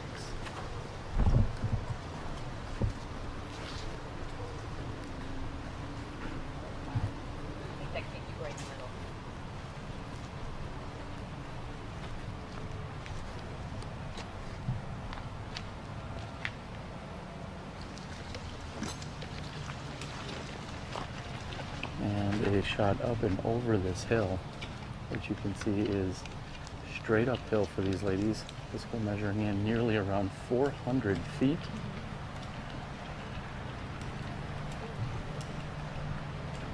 I'm going to go ahead and follow them up this hill.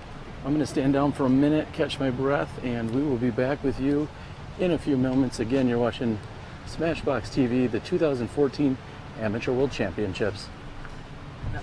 Outrageous amount of courses. You guys, like you said, you're so blessed, and there are so many courses just in the Twin Cities alone. If you were to say go an hour away from your shop here in what, South St. Paul or Yeah, we're in St. Paul. Yeah. If you were to go an hour away from your shop in any given direction, how many courses do you think you could hit up if you were to go an hour away? This is just an estimation, but I would have to say there's at least 70 to 80. I mean, if you go a mile, in any direction, we're so blessed. Some of them are 9 holes and a lot more recreational courses, but it's just overwhelming the amount that we have, and then it's showing because the amount of players is really following suit.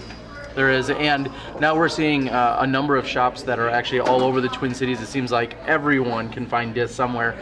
What's so unique about Airborne when people come in and get to play? I know one thing that is, but why don't you tell everyone what's so unique about coming into your shop? Well, the beauty of our place, we like to think of it as more of like a lounge and a pro shop, a place where people can come in, throw some discs, test their arm speed. All winter we actually have a putting league, which has been very huge for us with these Minnesota winters, where people can come in, and a couple of the weeks we had like 50, 60 people come through during the weekly putting leagues. But we try to create new artwork, always making new clothing, hats, just keep it fun for people, keep it fresh. And we thought if we built a place that we'd want to hang out at, that people would enjoy it, and I think they have. Now we've seen behind your driving cage or range, we'll say, is our legacy banner. Let's talk a little bit about how you're inclusive. Obviously you're sponsored by Prodigy, that's not a big secret, even co-owner, but yet you have various brands here and you're kind of representing everyone.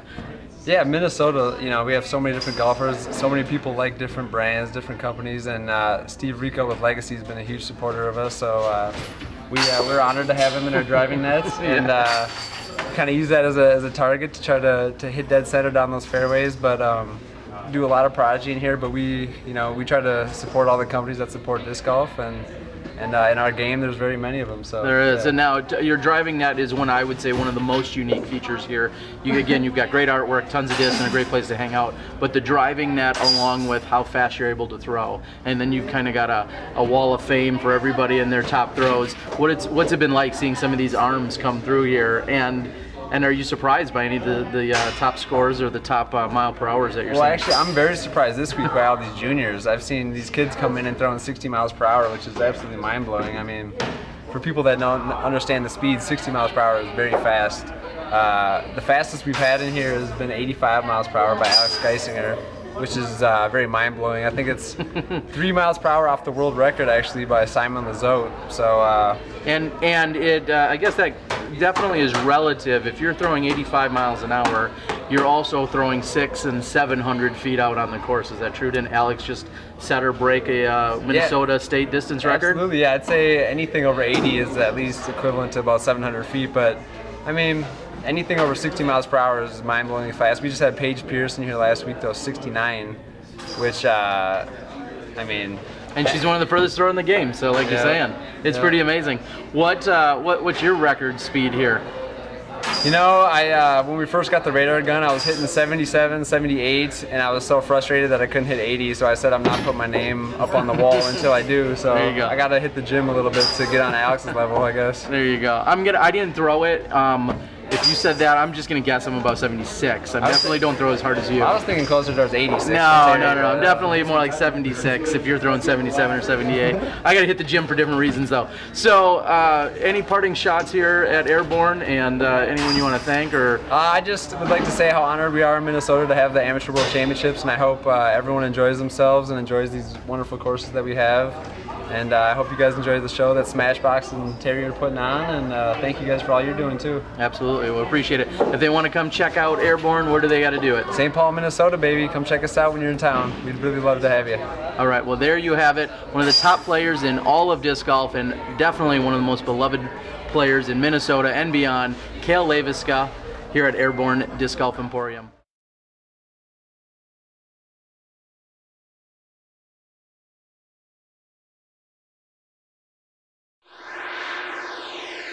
I'm the disc golf guy. I'm the disc golf guy. I'm the disc golf guy. I'm the disc golf guy. And this is my video blog.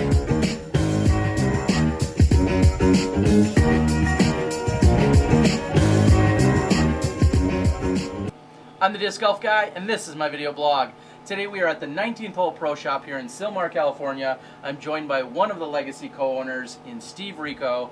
Steve, we're talking new discs today. What do you got for us? Well, we'll start with the Bandit first. It's a Speed 9 driver that we just came out with.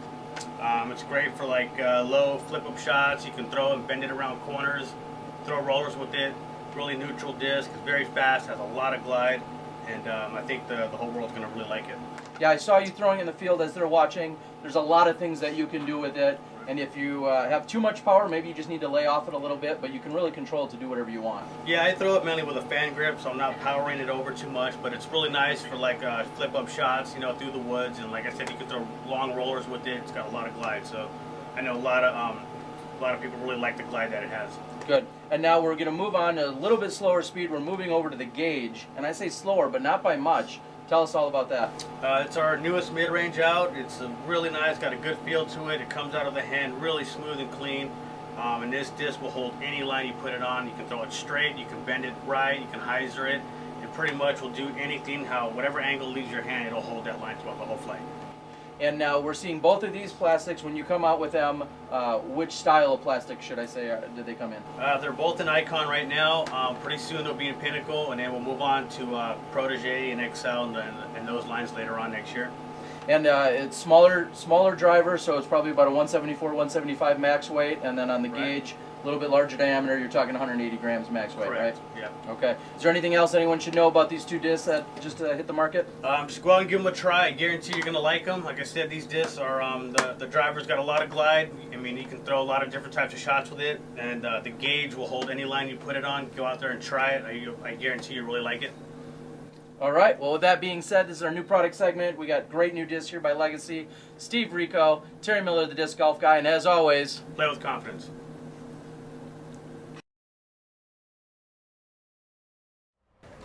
Hello everyone, we hope you're enjoying the show here on Smashbox TV. I'm Terry Miller, the disc golf guy, and our show would not be possible without the amazing help and support and sponsors that we have. First and foremost this week, Legacy Discs. That's right, Legacy Discs out of California, Silmar, California. Bamba, Steve, Freddie, Steve, all the guys over there, amazing support. Thank you guys for getting Smashbox TV up and off the ground. Play with confidence. Also, we have the PDGA, our Professional Disc Golf Association, has been supporting us from day one, and thank you for everything that you guys do. You are our disc golf ambassadors. Thank you so much. Of course, we have Miles Parkhill over at Paragon Disc Golf. Miles provides some of the best merchandise to all of clubs and tournaments throughout the entire country, and without Miles Parkhill at Paragon, we wouldn't be where we are. Last but not least, Sandy Point Resort and Disc Golf Ranch. Mike and Michelle Cousins in northern Wisconsin have been absolutely amazing. They're bringing you the leaderboard throughout the entire week. Sandy Point Resort and Disc Golf Ranch. Check them out. It is my favorite disc golf course anywhere in the country. Check them out. sandypt.com, Sandy Point Resort and Disc Golf Ranch. So there you have it. We have an amazing set of sponsors. Everyone else that tunes in, watches, supports us on YouTube, supports us via Facebook, shares, likes, Twitters, the whole 9 yards. We also have our first run of Smashbox t-shirts, dry fits. So come on out, support us, and enjoy the show. The most unstable one there. I can't reach like that.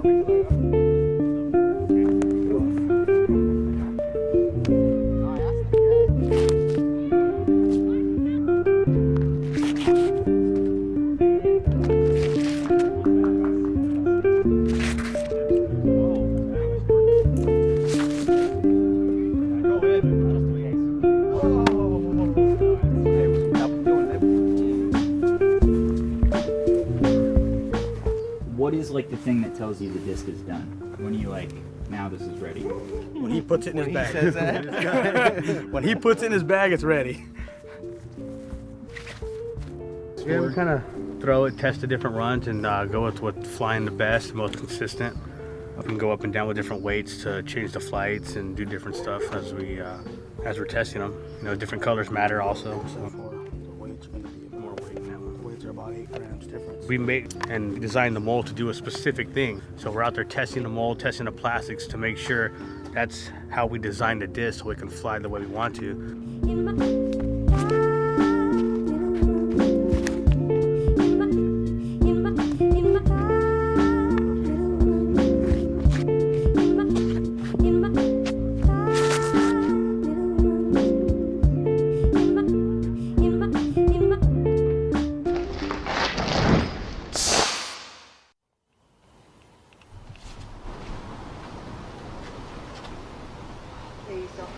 There you go.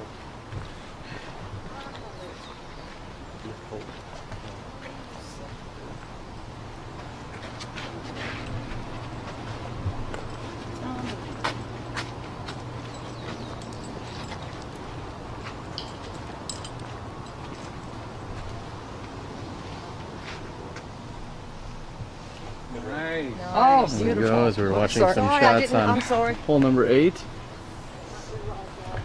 Measuring in at 180 feet.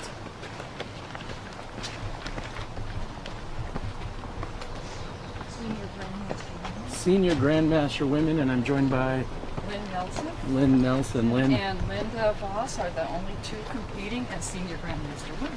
Well, what is that, like over 30? Is that way over 30? Okay. Double down. This is the first year. Excellent. Okay, this is Penny Steele over here. Hello, Hi. Penny. How are you doing today? Anyone, Pretty good.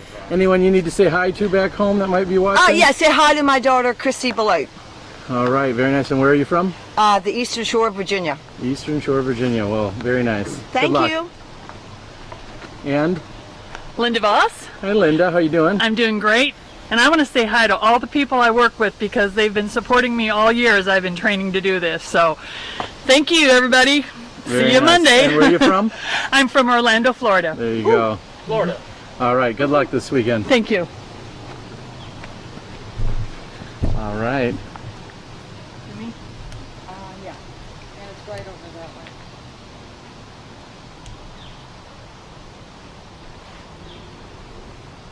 There you go. Very nice shot. I'm from Lafayette, Indiana. And I'm Lafayette. saying hi to the Wabash Disc Golf Club and all of my supporters back there. There you go.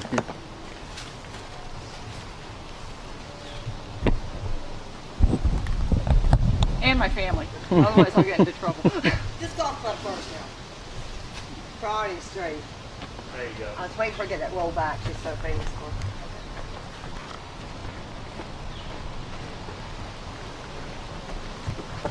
Whoops, you okay?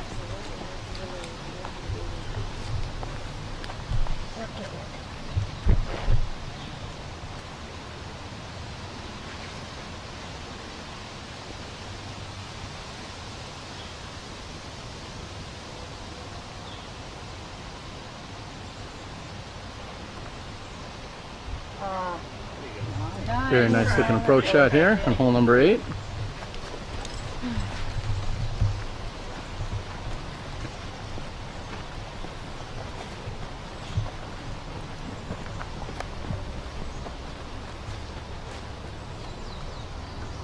There you go.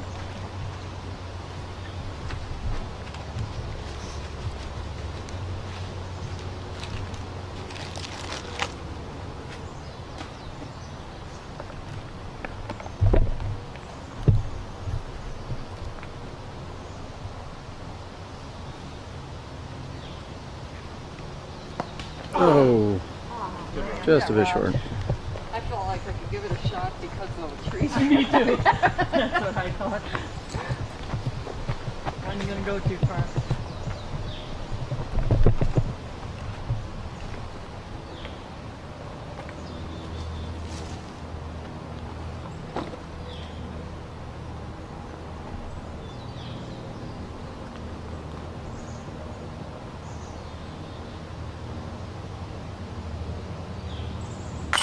And a very nice straddle putt to the left. Very nicely done. Yes. Right through the trees.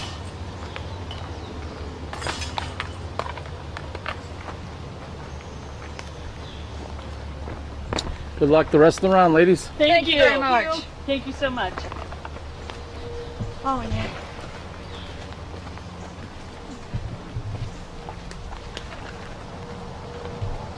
And again, we are over here on hole 8.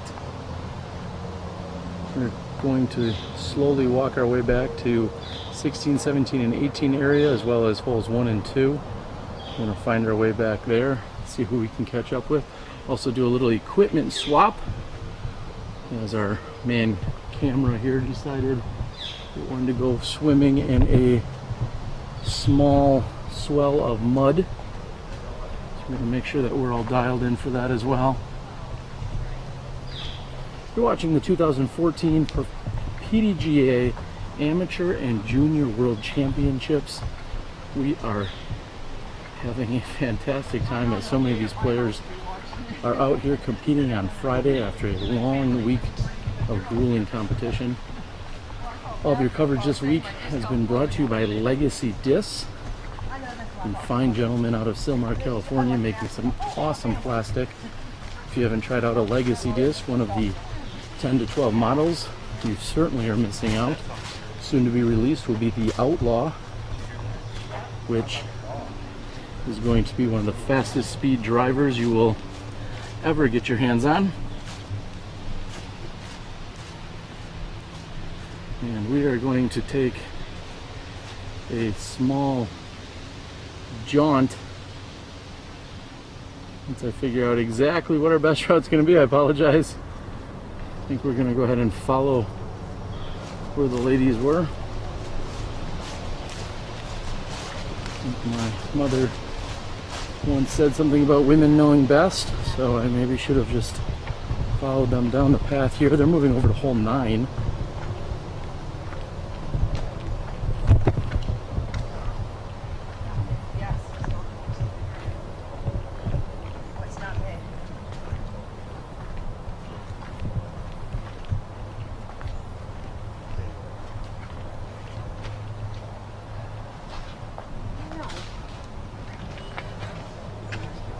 So who's next? I think you are. Okay.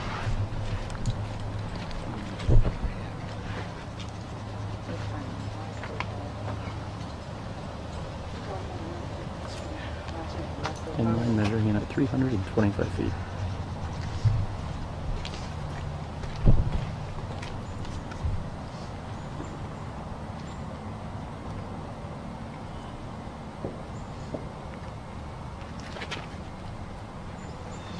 Oh, nice, Penny. Very nice shot here, right down the center of the fairway.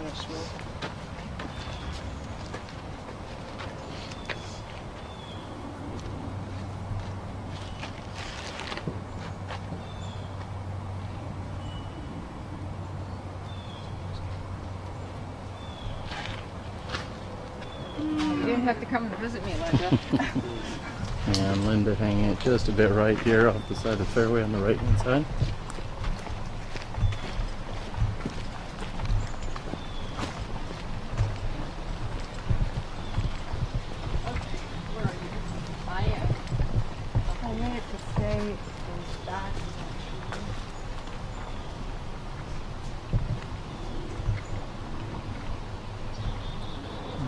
Take a quick detour.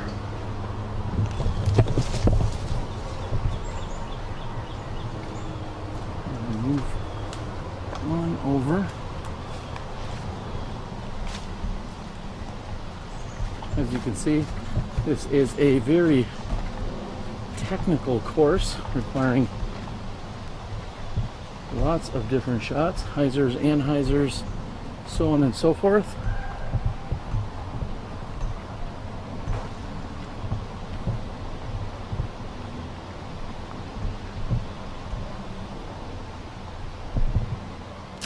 And with that being said, just so I can catch my bearings, we're going to go ahead and stand down for just a few moments.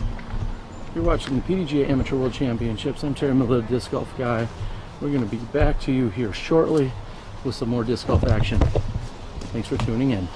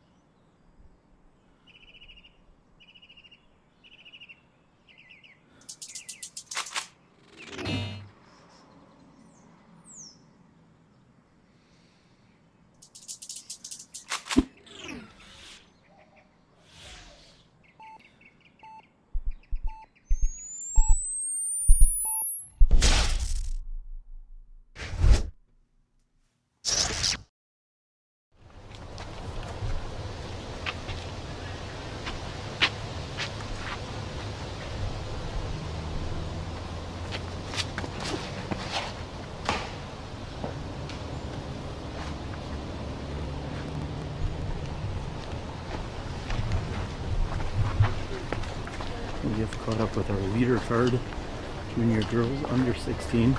We're here on hole number 10.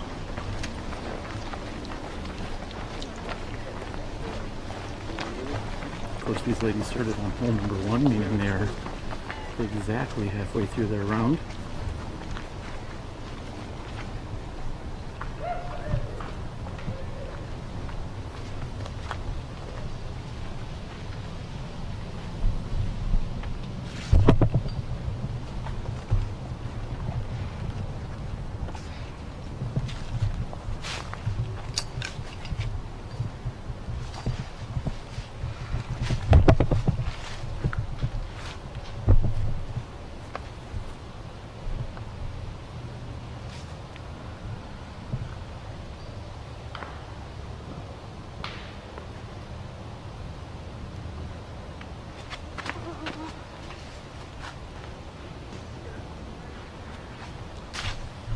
Off into the left-hand side.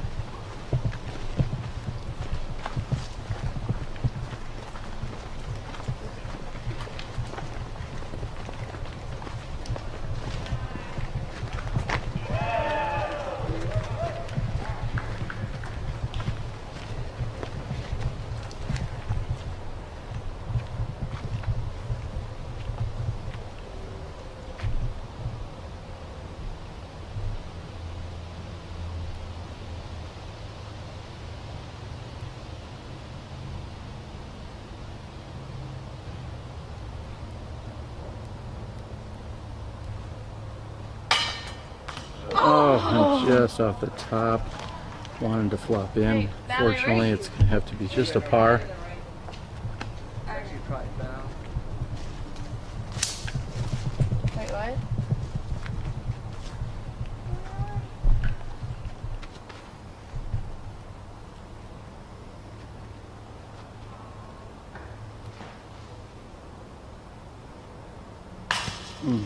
Just a bit short.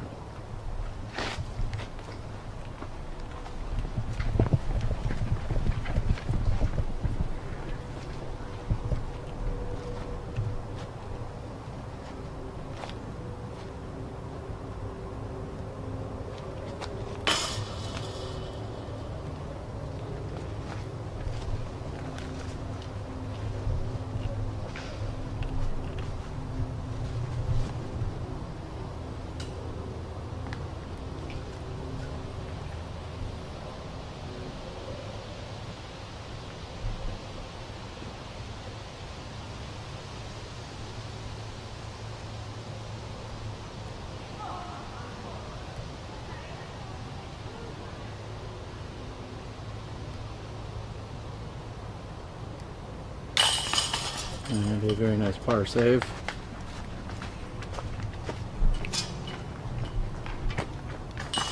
And the rest of the ladies will tap out for their threes.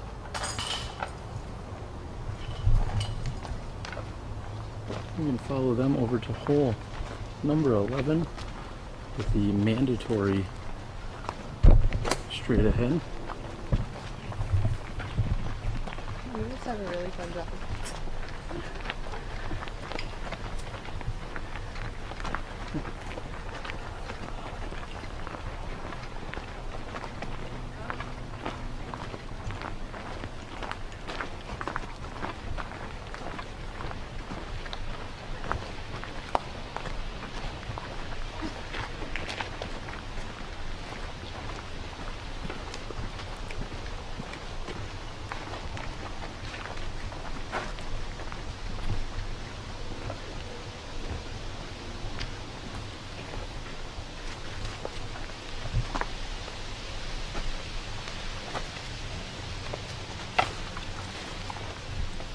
And this hole does have a mandatory, which means that the players must navigate to the left-hand side of that sign.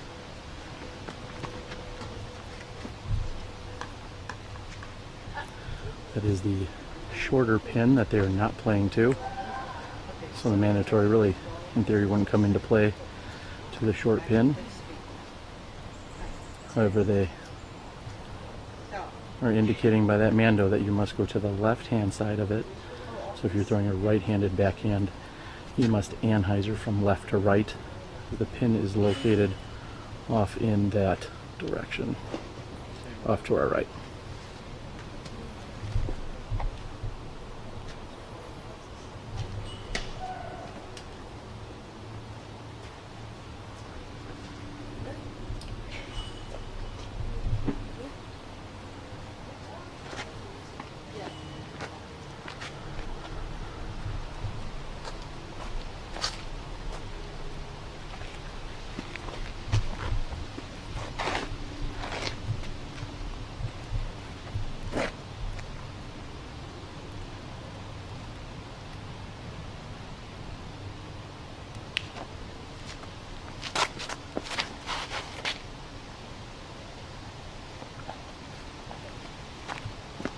just looking to throw straight ahead so that they can throw over to the right. Looks to be a very nice shot, maybe a little bit deep.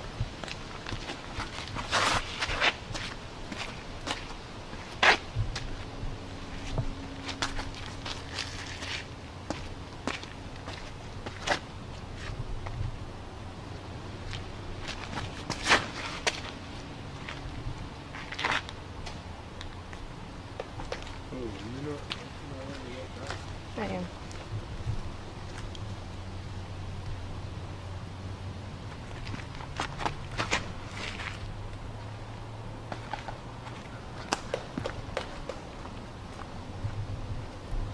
And so far we've seen 3 very straight shots right up the middle.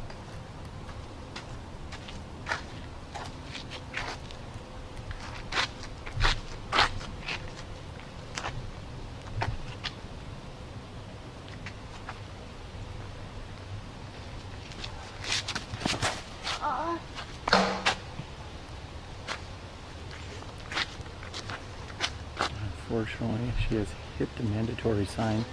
She's still going to need to go to the left of it and wind around it. We're going to move up this fairway.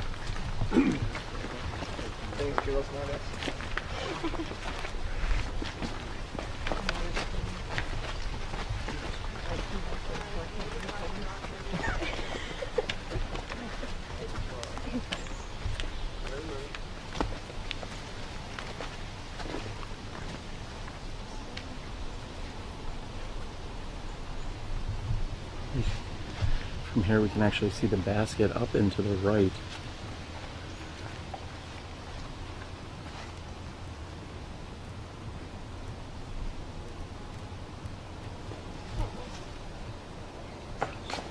However, going with a smart play, just putting it out into the open. Again, you have to navigate to the left-hand side of that mandatory sign.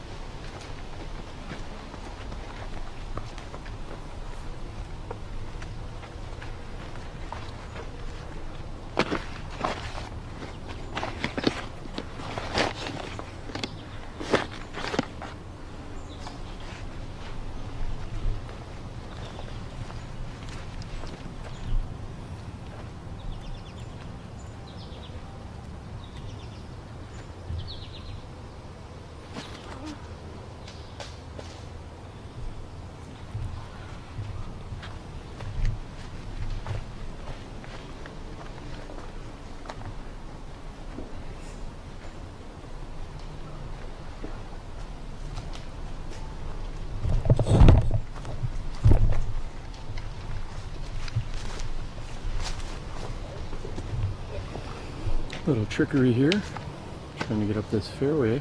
These players again are playing to this basket on the right hand side.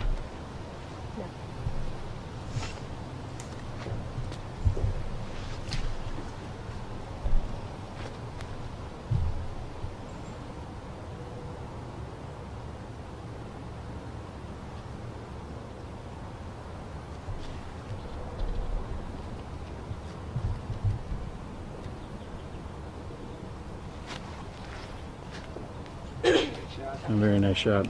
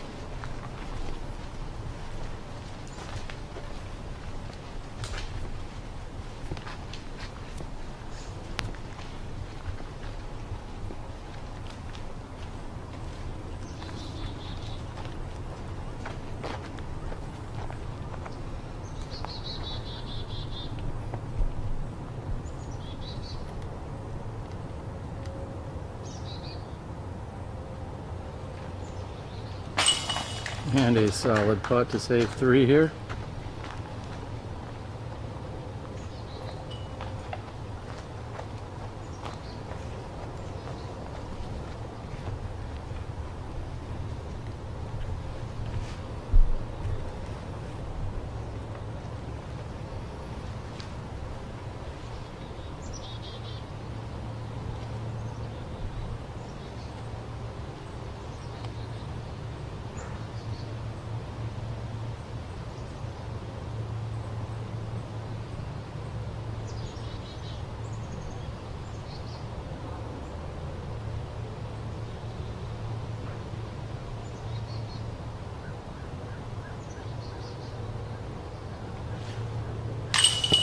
And just off the left-hand side, should be relinquishing at least 2 strokes to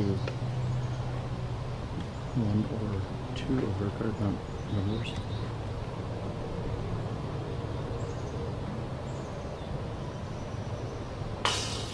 And does this sit? And it does.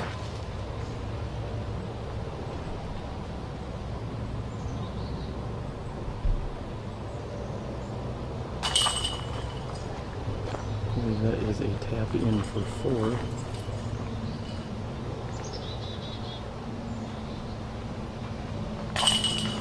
And a 3. We have 2 3s, a 4, and a 5 here, all on hole number 11. You're watching the Junior Girls Under 16. I'm Terry Miller, the Disc Golf Guy. This is Smashbox TV, presented by Legacy Discs. We're watching our Junior World Championships. Second to final round. They will be playing, I believe, both a semis and a finals. I might be wrong on that. Let me double check the interwebs. Either way, these ladies have been very competitive throughout the entire week. We move over here to 12. Yeah. Oh, I got him. Sorry. Looks like Paige Pierce is on the scores. At 5. Oh, it's in. Hold on. Yeah. 11, Valerie. I do. Oh, 3. Kaylee. Skip off the chips, you got that. Michelle. 3. Alex. 4.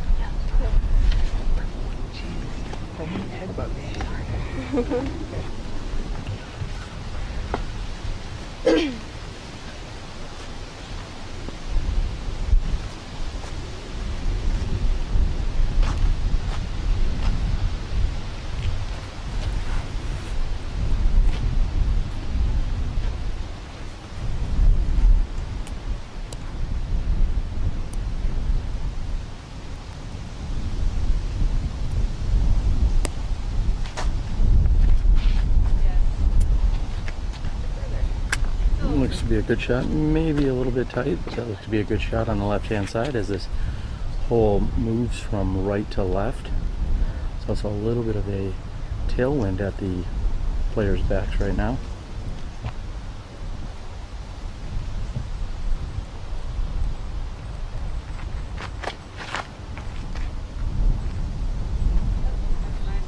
Another nice looking shot.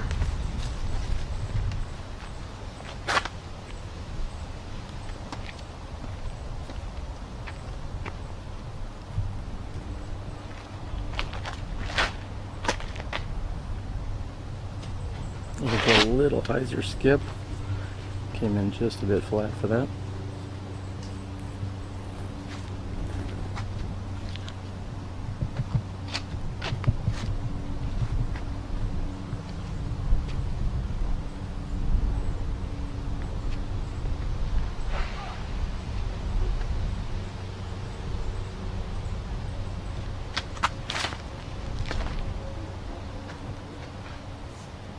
That sounded relatively clean. We're going to have to see if that filtered through up on that left-hand side.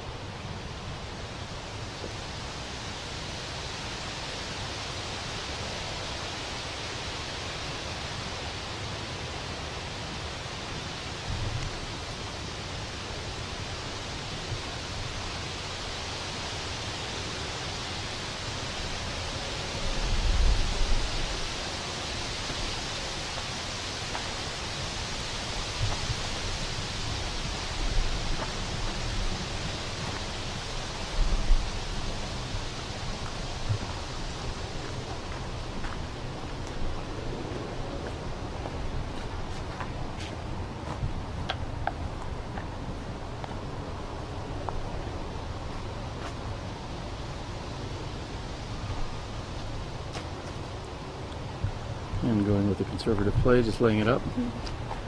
Making the smart pro move there, knowing that this is a downward sloping green.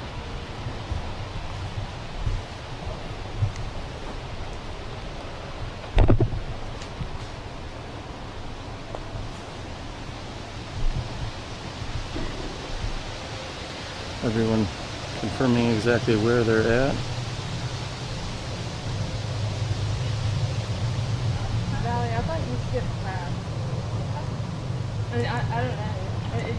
Valerie was your leader going into today's round.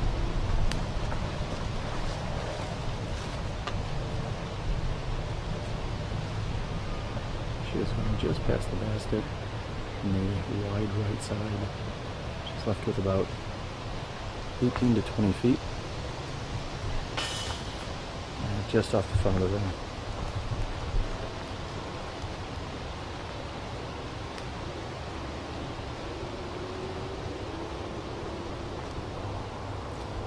I believe this is Kaylee with the lone birdie opportunity remaining.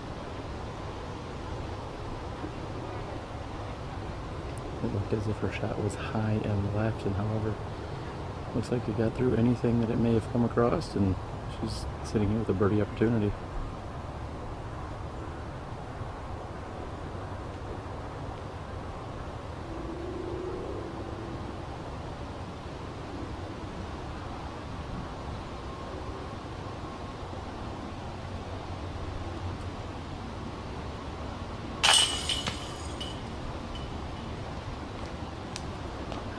Unfortunately, she's on the right hand side and it gets on its back and just happens to flop out.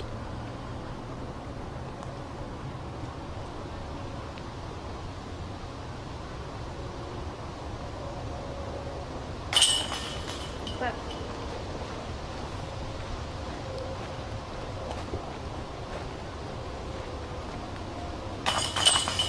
couple of tap ins. It looks like we're going to have a star par frame, meaning all four competitors are going to be taking par fours.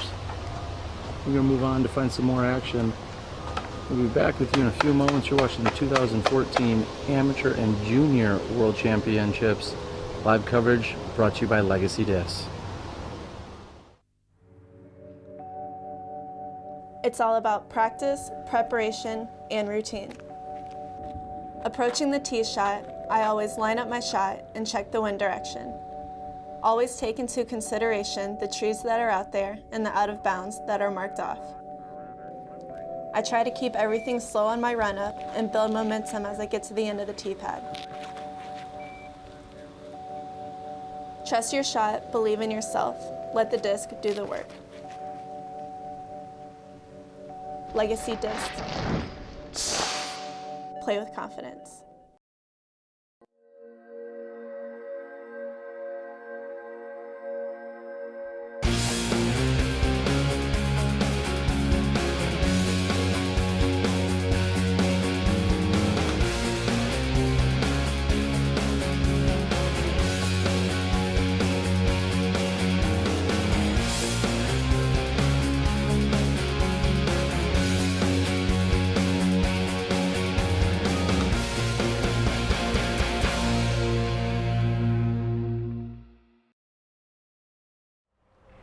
Hello everyone, we hope you're enjoying the show here on Smashbox TV.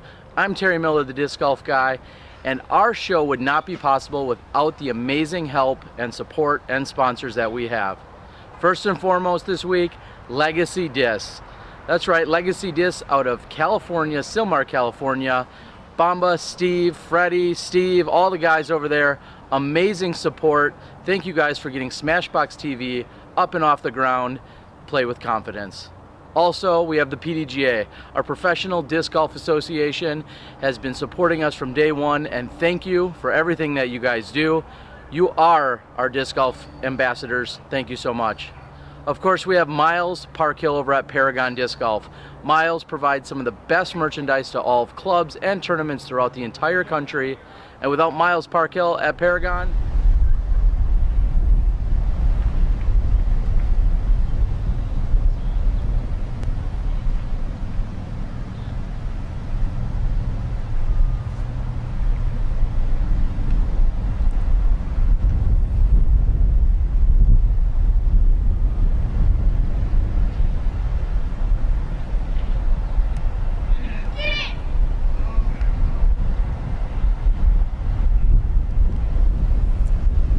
we are back here on hole number 2A.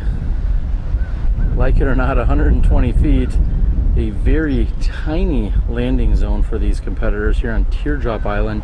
I'll have to say this is probably my most fun to watch and entertaining hole, as all competitors are able to reach it, and yet some are certainly within means of acing it. However, there is an obvious risk or reward for running too hard at this, as you have less than a 20-foot green, so to speak. That is going to come up just a bit short. The competitors are, of course, allowed to lay up. And we're going to see a roller. Oh, that is so close to getting inbounds. Certainly the most entertaining shot that I have seen. It was so close. These competitors are here on hole number 2A. In between rounds, I had to catch up here on 2A to see what the hole was all about. Well, let's let Sydney do the explanation.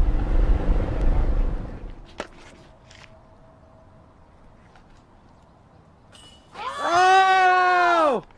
Come on over here. What's your name? Sydney Key. Sydney, tell us all about what just happened. I just threw it up and with complete hyzer and it came in. Came in, a little help from the tree? Yep. Awesome, nice shot. Thank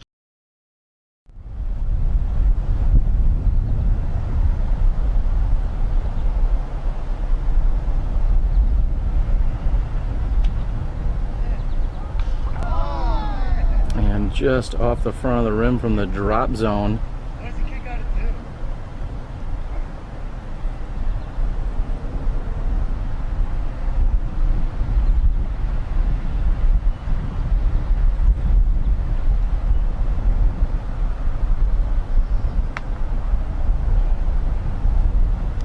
On safely, and also on safely. That is our favorite cookie putter.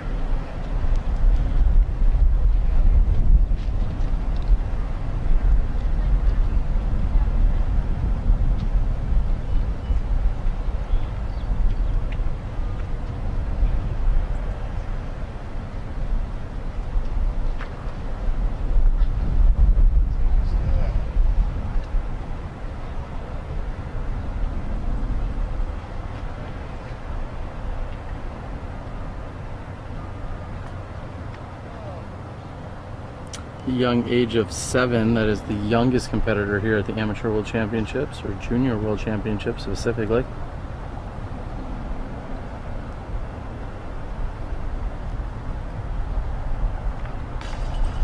And just getting over the edge. A little applause from fellow card mate.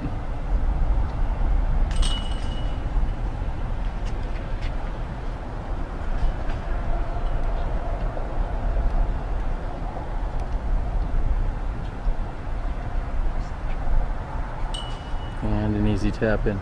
That is hole number 2A, Teardrop Island. We're going to move over and check out the action on hole 1.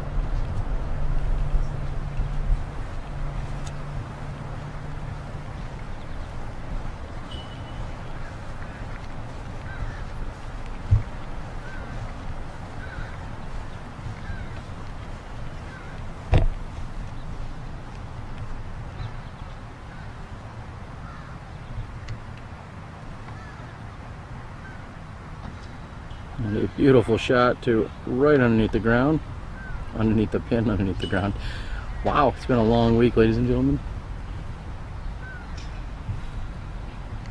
Speaking of which, we again hope you are enjoying our live presentation of the Amateur World Championships presented by Legacy Discs. Our exclusive coverage. We could not have been presenting this entire week and continue to do so without the help and support of the amazing guys over at Legacy Discs. Also like to thank the PDGA, Sandy Point Resort and Disc Golf Ranch, our leaderboard sponsor, which you see throughout many of our broadcasts, and certainly Miles Parkhill over at Paragon Disc Golf. Miles, a huge ambassador and supporter of the game of disc golf. Contact me immediately if you're looking to have your club or tournament and have any form of customization or unique products, as Miles is able to help with all of that.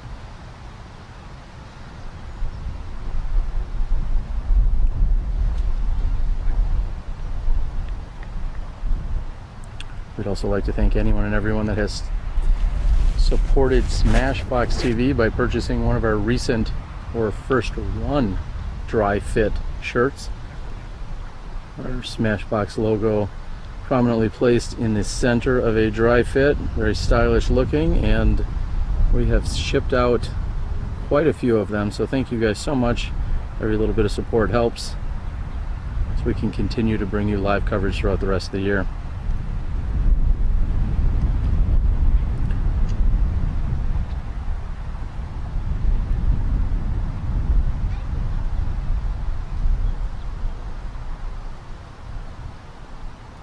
Faced with just a little bit of headwind on this 15 to 18 footer.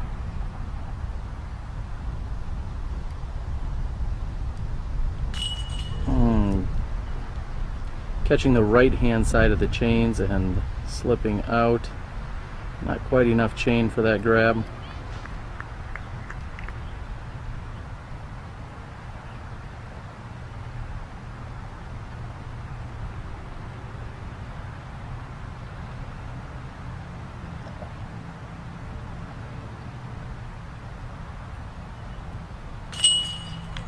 Solid putt.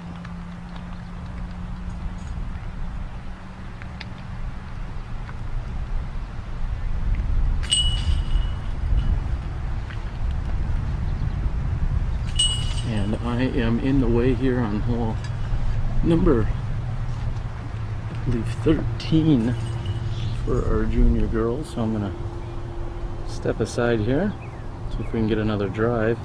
This is her second shot.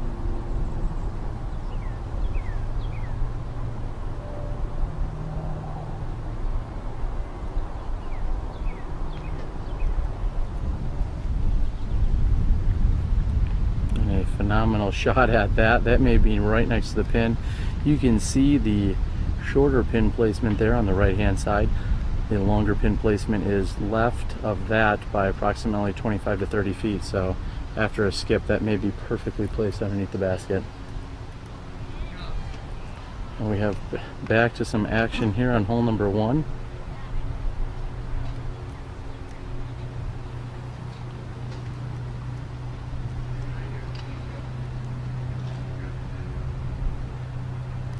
believe we have some of our younger junior boys.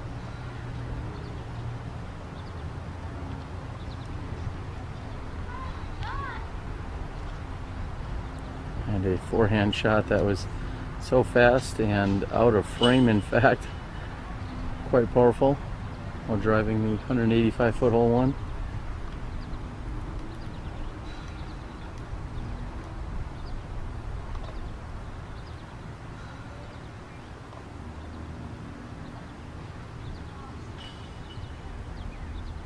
And coming up short and right on that drive.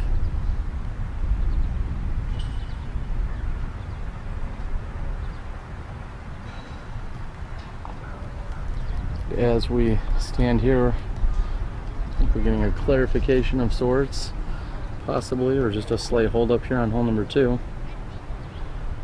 2A, that is.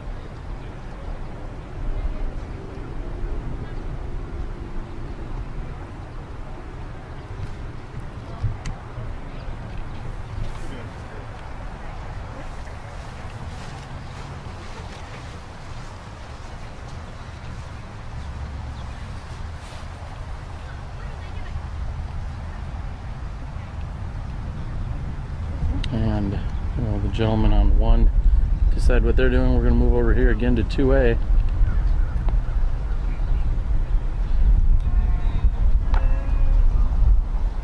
And it looks like our first drive is just a bit short. And this is Desiree Duran.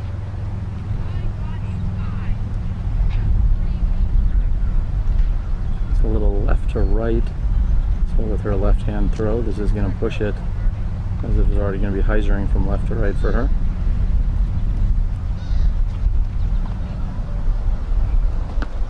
And hits the rock nicely and stops for her.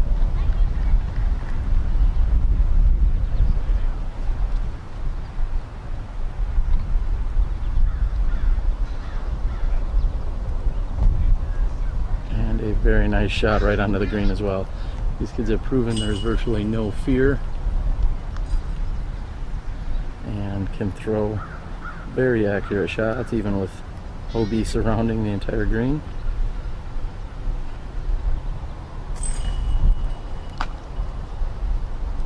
And inbounds, a very nice shot as well here on 2A. 3 of 4 ladies putting it on the green here on Tier Island hole number 2A.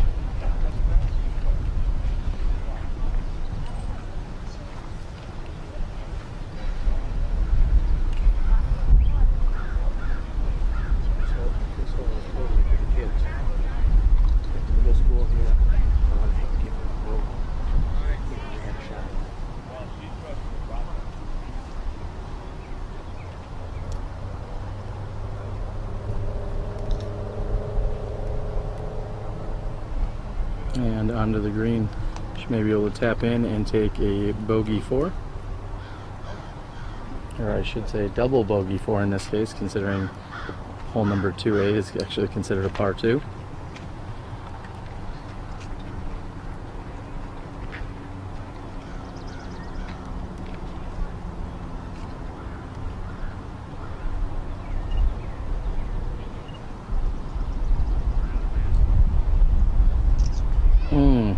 Nearly taking the par 2, just a bit short and left.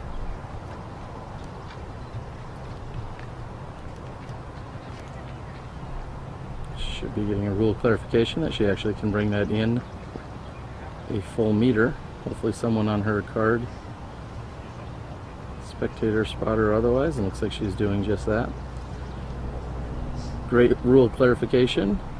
You get up to 1 meter in from any time you're out of bounds, even if sometimes it brings you closer to the basket. So this is a perfect scenario where this works to your advantage.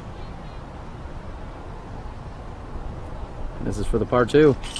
And good. Very nicely done.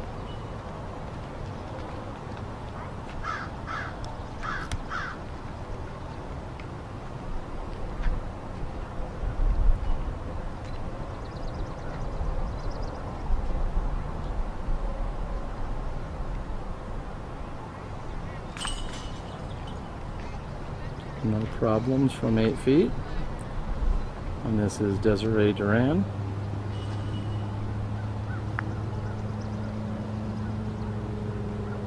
And she's left with less than 10 feet for the par 2. I think most professionals would be happy to make sure they card a par 2 there on that hole as well. And that includes our 13 and unders and then some.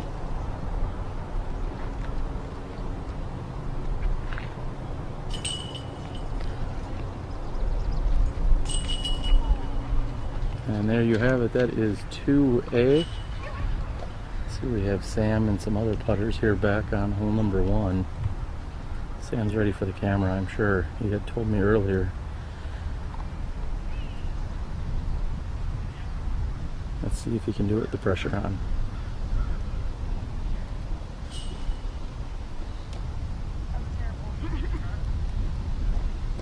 And Sam a little quieter than we expected.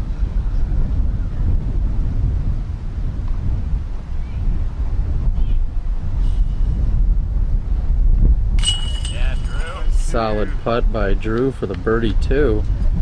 Gotta be happy about that.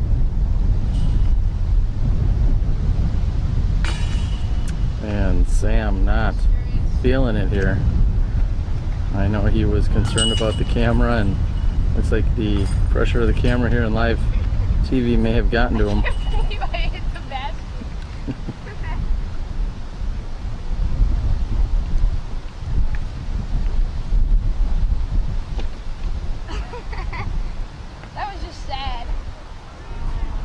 Sam claiming that was just sad, to use his term.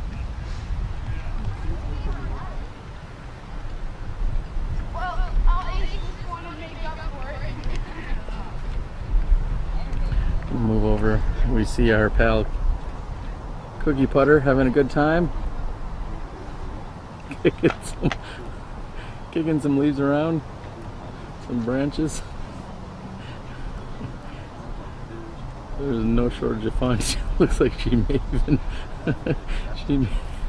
even take a little nap here. Hole 2B is in fact the longest hole on the course. I'm guessing she knows that. Oh no. She may just be taking herself a little snooze.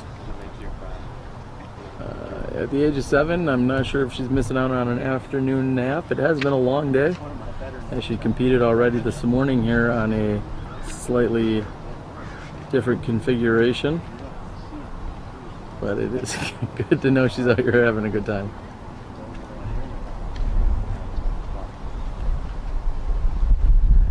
We're going to check in with a couple of resident superstars here at the World Championships, Travis and Chuck. Gentlemen, it's been a long week out here in Minnesota. What's going on? Well, we're watching all these groups out here at the Kenwood Trails course, which it's a middle school course, and that was the idea. We wanted to have the juniors finish up here with a big bang with the Friday qualification for the semifinals. And how many people are making the semifinals, just so we know? Well, the normal calculation is about 35%. About 1/3 of the field will end up being able to play tomorrow, or in some cases they'll be going directly to the finals, and that maybe we'll have some excitement this afternoon here. There are some divisions where no ties can progress to the finals, and so we have to have the sudden death playoff here.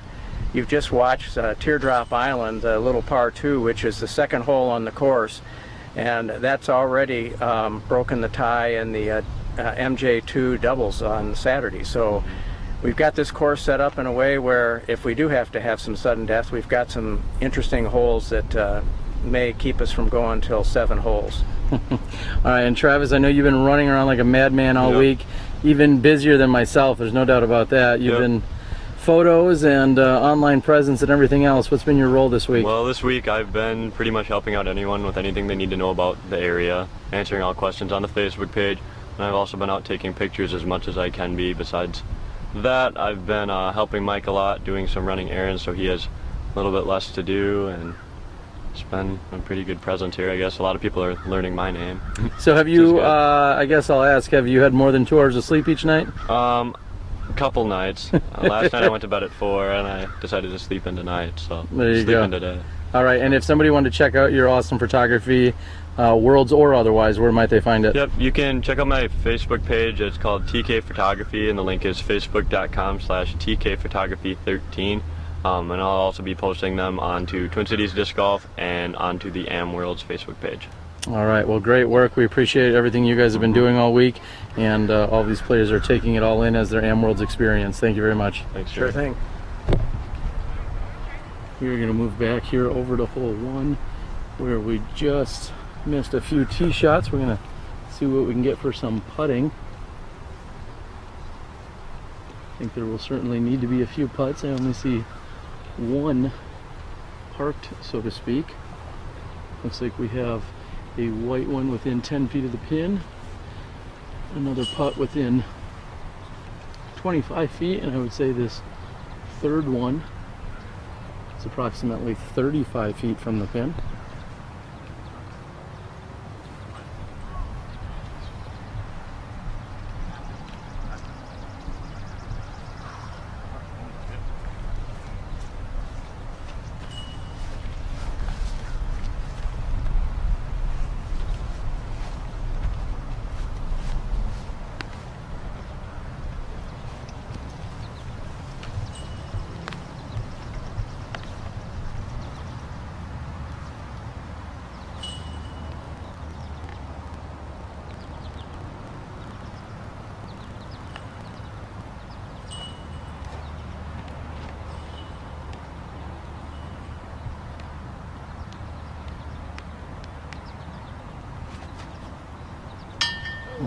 Just off the top of the number plate. Very nice bid, however, just off the top.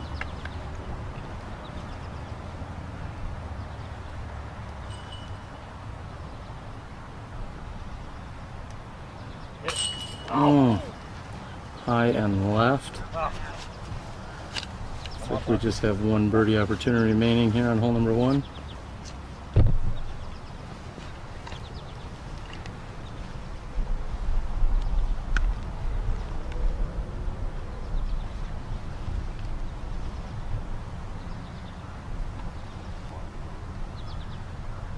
This will be for par.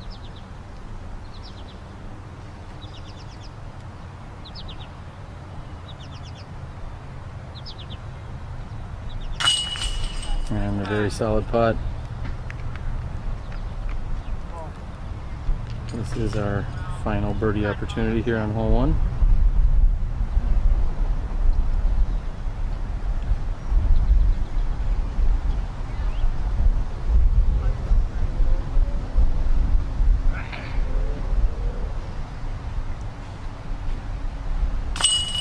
And very easily converted here by James.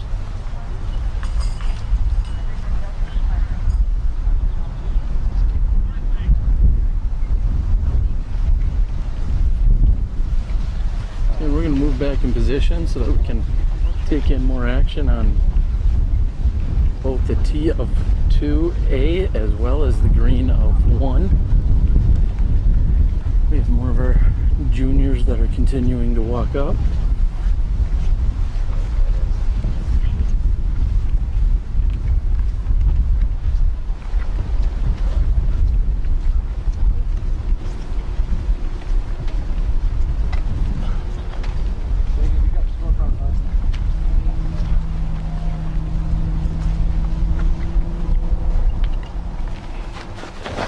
Good birdie, James.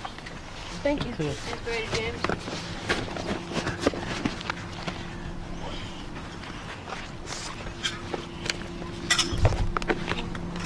Okay, so hole 1, James.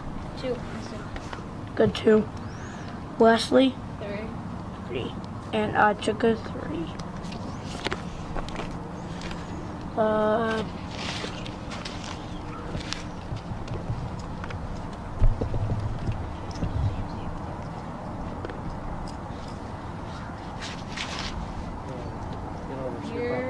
Skip up. Just a bit short.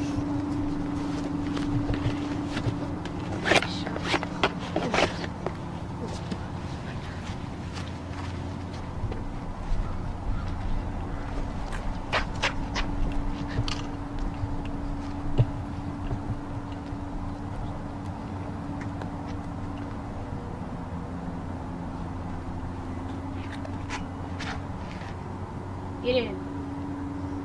Ooh. Looks like that may have been a little bit too much here on hole 2A.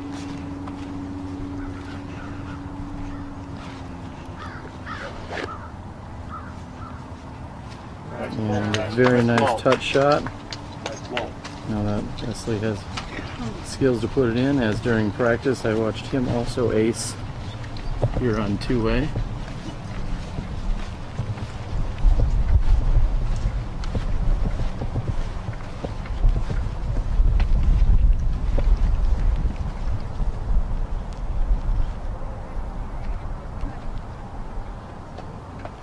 And a perfectly placed approach shot here from the drop zone.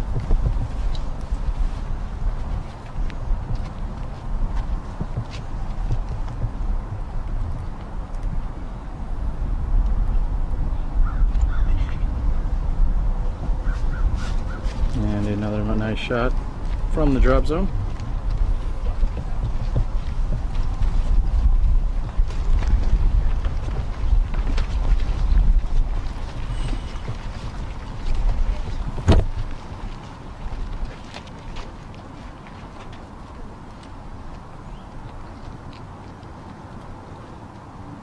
This is for birdie 2. Correction, this is for par 2. Very difficult to remember that.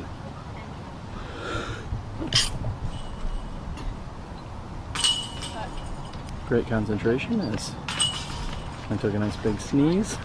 And there you have it, that is 2A from our junior boys, 10 and under.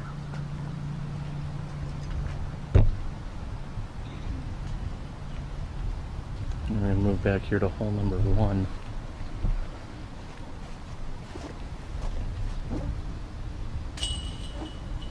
Looks as if I saw a little Ricky Wysocki or possibly Cameron Colglazer influence there on that putt. There's no doubt that our newest set of competitors that are coming up through the ranks are watching countless videos, instructional or otherwise, by so many of our top players. You see a lot of mini forms and personalities running around this course. It's very great to see as so many of these players try to emulate our top pros, as they should be.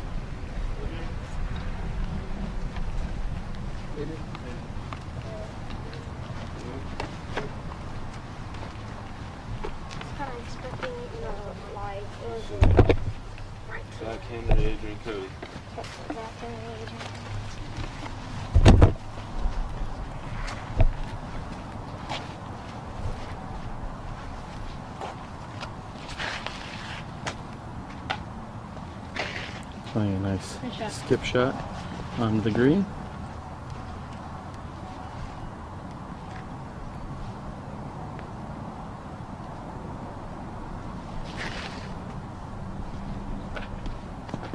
And another nice skip shot as well.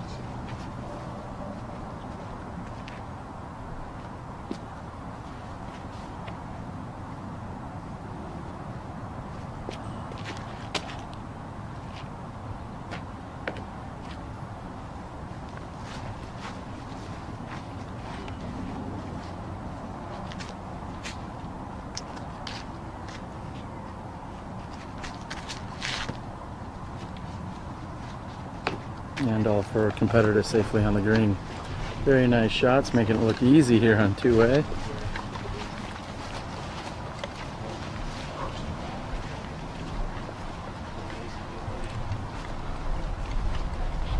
I'm confident all 4 of these players are going to make good on their par 2 opportunities, but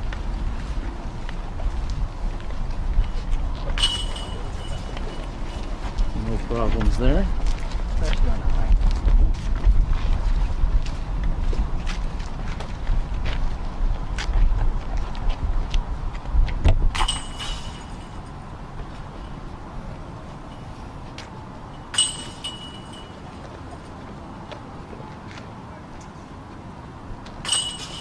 And another star birdie frame here on hole number 2A. Very nicely done.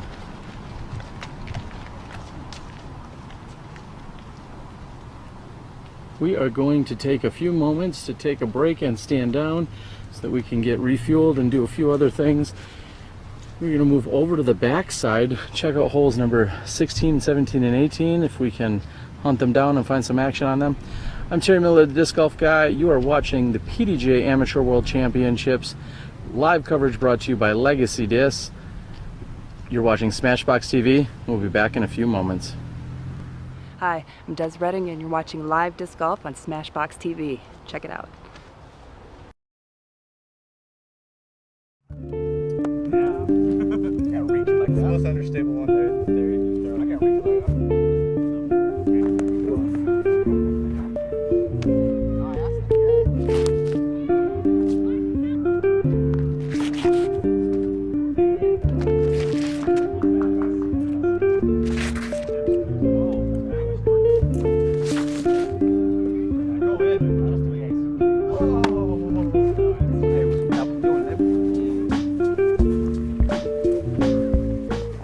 What is like the thing that tells you the disc is done? When you like, now this is ready? When he puts it in his bag. He says that. When he puts it in his bag, it's ready. Yeah, we kind of throw it, test the different runs, and go with what's flying the best, most consistent. We can go up and down with different weights to change the flights and do different stuff as we're testing them. You know, different colors matter also. So. About 8 grams difference. We make and design the mold to do a specific thing. So we're out there testing the mold, testing the plastics to make sure that's how we design the disc so it can fly the way we want to.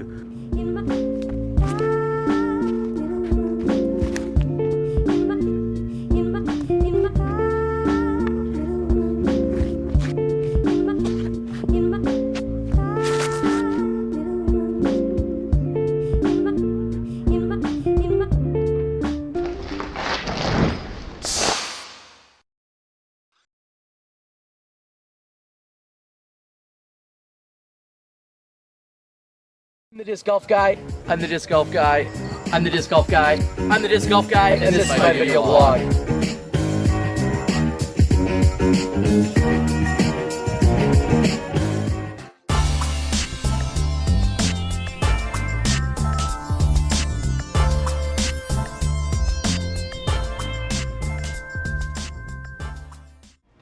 I'm the Disc Golf Guy, and this is my video blog.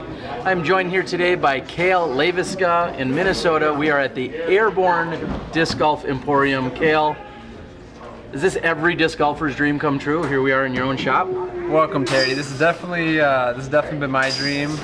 We built a little playpen for ourselves. As you can probably hear, we got a lot going on in here for Am Worlds this week. But yeah, this was my dream to build a place that people could come enjoy, spread the love of disc golf, get creative with stuff that we wanted to make, and we built this place, and if you build it, they will come. Yeah, or we built it on rock and roll. That's a tune before your day. Anyway, it's been pretty exciting. There is, like you said, a ton of action going around here with all the Am Worlds competitors, nearly 700 competitors from all over the world. What's it been like with this atmosphere and the excitement or energy? Tell us a little bit about that. Well, it's been fantastic. I mean, we in Minnesota feel like we're very lucky with the amount of disc golf courses we have, the community we have, and so we have 700 AMs coming into town that get to enjoy what we love and we've built, and we're very proud to have everyone here.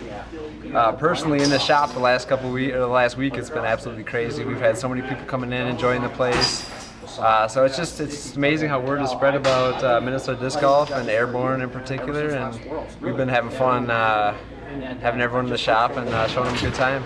There is an outrageous amount of courses. You guys, like you said, you're so blessed, and there are so many courses just in the Twin Cities alone. If you were to say go an hour away from your shop here in what, South St. Paul or whatever? Yeah, we're in St. Paul. Yeah. If you were to go an hour away from your shop in any given direction, how many courses do you think you could hit up if you were to go an hour away? This is just an estimation, but I would have to say there's at least 70 to 80. I mean, if you go a mile, in any direction, we're so blessed. Some of them are 9 holes and a lot more recreational courses, but it's just overwhelming the amount that we have, and then it's showing because the amount of players is really following suit.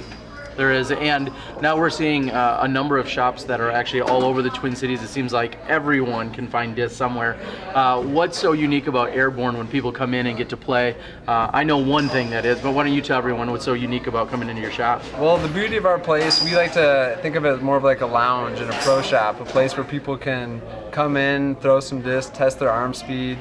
All winter we actually have a putting league, which has been very huge for us with these Minnesota winters, where people can come in, and a couple of the weeks we had like 50-60 people come through during the weekly putting leagues. But we try to create new artwork, always making new clothing, hats, just keep it fun for people, keep it fresh. And we thought if we built the place that we'd want to hang out at, that people would enjoy it, and I think they have. Now we've seen behind your driving cage or range, we'll say, is our legacy banner. Let's talk a little bit about how you're inclusive. Obviously you're sponsored by Prodigy, that's not a big secret, even co-owner, but yet you have various brands here and you're kind of representing everyone. Yeah, Minnesota, we have so many different golfers, so many people like different brands, different companies, and Steve Rico with Legacy has been a huge supporter of us, so we're honored to have him in our driving nets, and kind of use that as a target to try to hit dead center down those fairways. But do a lot of Prodigy in here, but we try to support all the companies that support disc golf, and in our game there's very many of them. So there is, yeah. and now your driving net is I would say one of the most unique features here. You've got great artwork, tons of discs, and a great place to hang out. But the driving net, along with how fast you're able to throw, and then you've kind of got a wall of fame for everybody in their top throws. What's it been like seeing some of these arms come through here, and are you surprised by any of the top scores or the top mile per hours that you're seeing? Well, actually, I'm very surprised this week by all these juniors. I've seen these kids come in and throwing 60 miles per hour, which is absolutely mind-blowing. I mean, for people that don't understand the speed, 60 miles per hour is very fast. The fastest we've had in here has been 85 miles per hour by Alex Geisinger, which is very mind-blowing. I think it's 3 miles per hour off the world record, actually, by Simon Lizotte. So, and it, I guess that definitely is relative. If you're throwing 85 miles an hour, you're also throwing 600 and 700 feet out on the course. Is that true? Didn't Alex just set or break a Minnesota state distance record? Absolutely, yeah. I'd say anything over 80 is at least equivalent to about 700 feet, but I mean, anything over 60 miles per hour is mind-blowingly fast. We just had Paige Pearson here last week, though, 69, which, I mean... And she's one of the furthest thrower in the game, so like you're saying, it's pretty amazing. What's your record speed here? When we first got the radar gun, I was hitting 77, 78, and I was so frustrated that I couldn't hit 80, so I said I'm not putting my name up on the wall until I do, so there you go. I gotta hit the gym a little bit to get on Alex's level, I guess. There you go. I didn't throw it. If you said that, I'm just going to guess I'm about 76. I definitely don't throw as hard as you. I was thinking closer towards 86. No. I'm definitely more like 76 if you're throwing 77 or 78. I got to hit the gym for different reasons, though. So, any parting shots here at Airborne, and anyone you want to thank? Or I just would like to say how honored we are in Minnesota to have the Amateur World Championships, and I hope everyone enjoys themselves and enjoys these wonderful courses that we have. And I hope you guys enjoyed the show that Smashbox and Terry are putting on, and thank you guys for all you're doing too. Absolutely, we'll appreciate it. If they want to come check out Airborne, where do they got to do it? St. Paul, Minnesota, baby. Come check us out when you're in town. We'd really love to have you. All right, well there you have it. One of the top players in all of disc golf, and definitely one of the most beloved players in Minnesota and beyond, Kale Leviska, here at Airborne Disc Golf Emporium.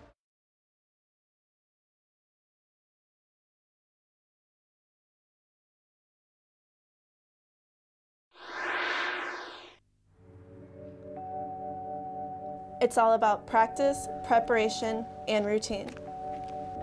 Approaching the tee shot, I always line up my shot and check the wind direction. Always take into consideration the trees that are out there and the out of bounds that are marked off. I try to keep everything slow on my run up and build momentum as I get to the end of the tee pad. Trust your shot, believe in yourself, let the disc do the work. Legacy discs. Play with confidence. All right, we are back and on hole number 16. And we've caught up with some of the Grandmaster women. Not sure that we had caught up with them earlier, so we'll move on over. This looks to be one of the most challenging holes out here for sure. Absolutely beautiful green. I should correct that. That is what 15's green that we're at.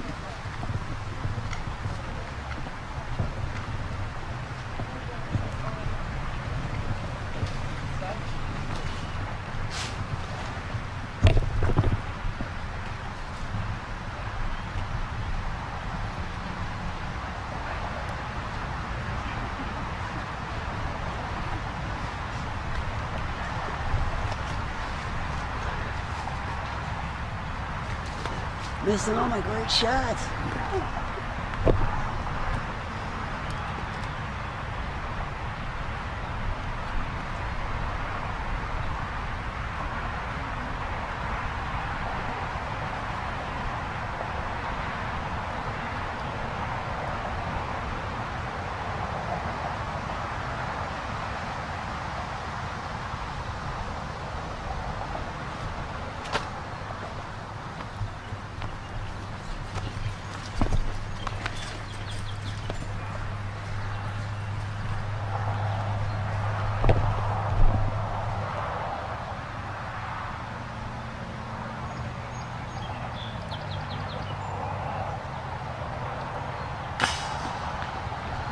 Just off the front of the rim with the turbo putt attempt.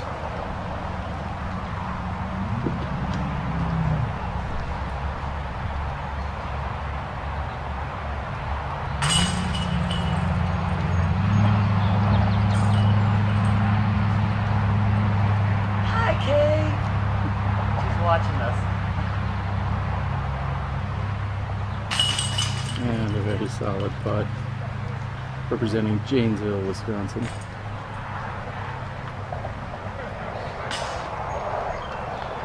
And an easy tap on. That's tap in. That is hole 15. We're seeing some tee shots come in directly behind us.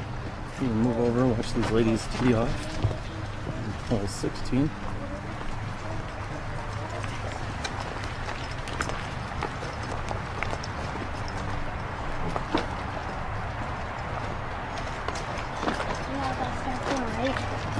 Smashbox.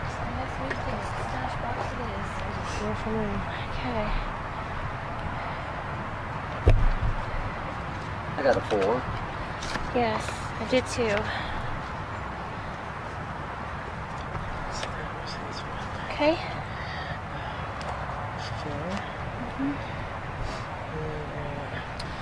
You guys got time for some shout outs to anyone back home that's watching and taking in all the action? Yeah, hey Chris Alexander, Robin Alexander, Kent Holston, and the whole Nedga crew. I love you all. Hey, Broward Disc Golf Association and Ladies League. Love you guys. Hey, friends of Lustig Park in Janesville, Wisconsin. And my friends in Milwaukee and Madison. That's a big shout out. Hello. Next year, you're all here. There you go. Thank you. Yeah. Alrighty. Who's up? Ready? Well, same order. Oh, great round. Last hole. Great round. ladies. We did it. We Yep. finished world. If it helps, I'll throw a $50 bonus on an ace here, just Okay. if that helps. We'll try. Then I'm definitely changing Yeah.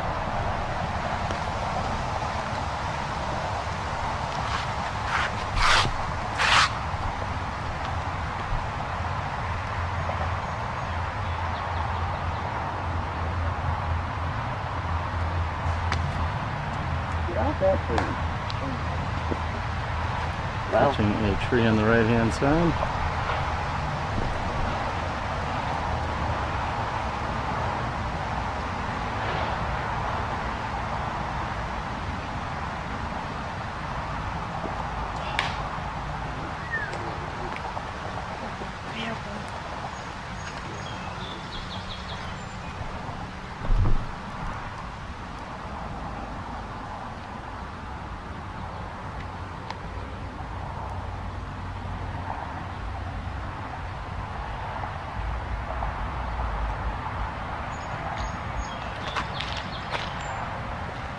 And getting all the way out, giving a birdie opportunity.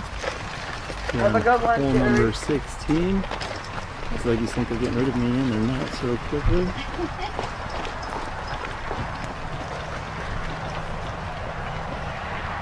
They're running down.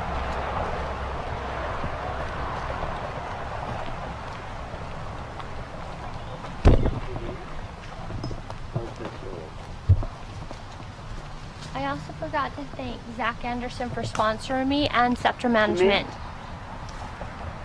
More sponsors than most of our professionals here, of our 40 ladies.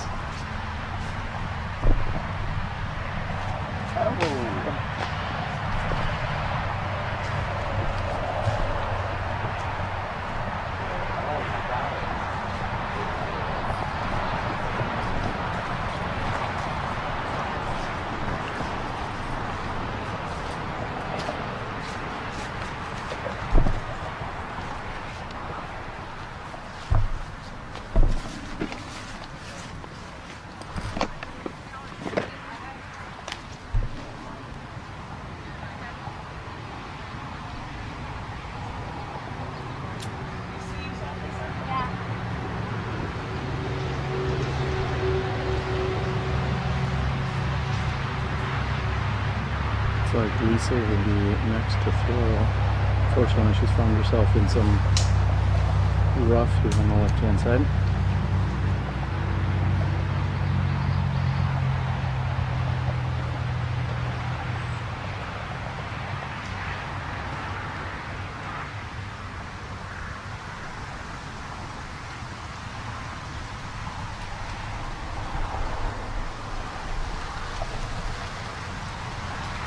She's going to have to tuck herself in there.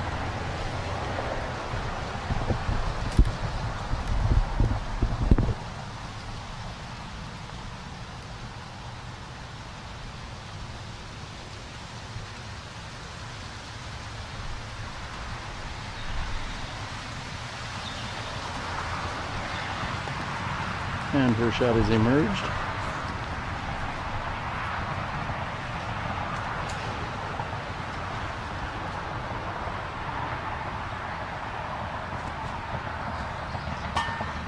Just off the top.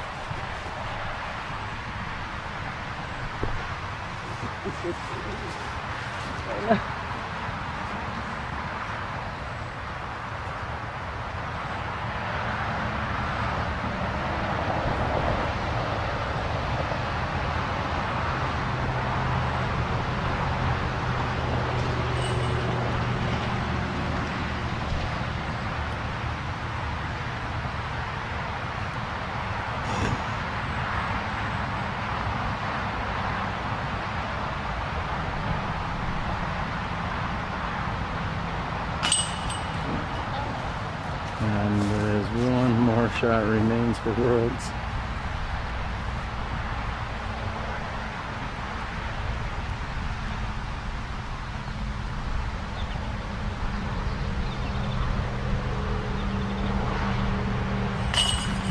Solid 3 here to finish out the World Championships.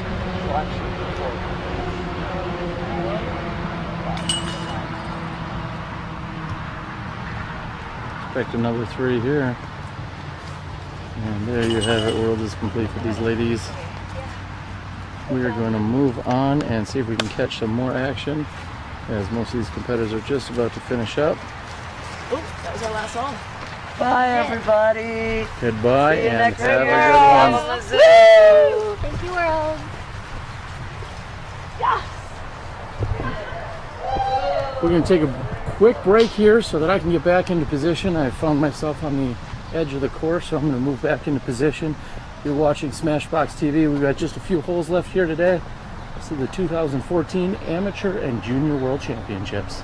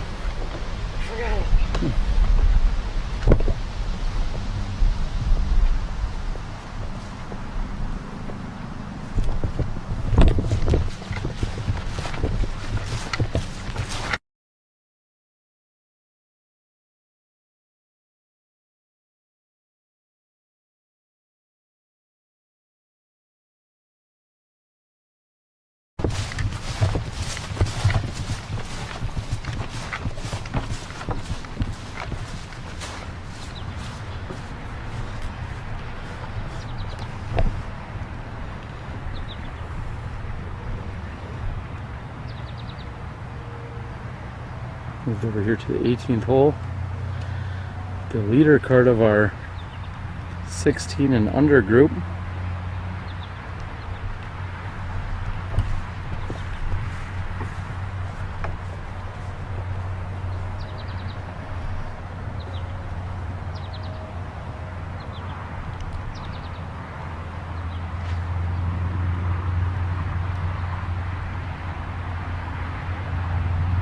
Some very nice drives here.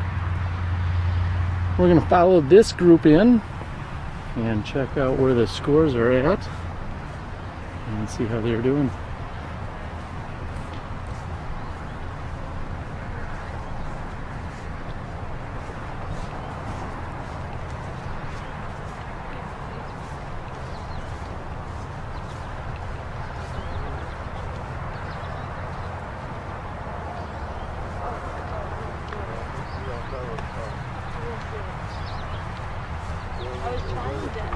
I was trying to ace this basket so I would get under the net.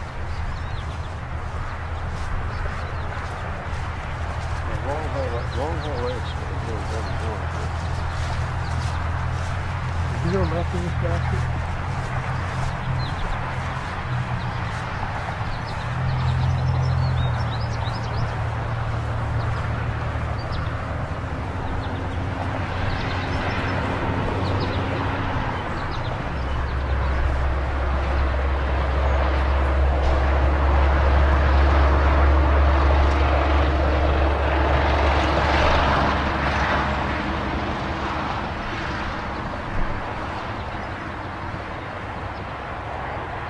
Seems as if we're getting a clarification as to where everybody is thrown to. There's OB on the right hand side of this fairway. There's also OB if you were to happen to go very deep, which I'm not certain is the case.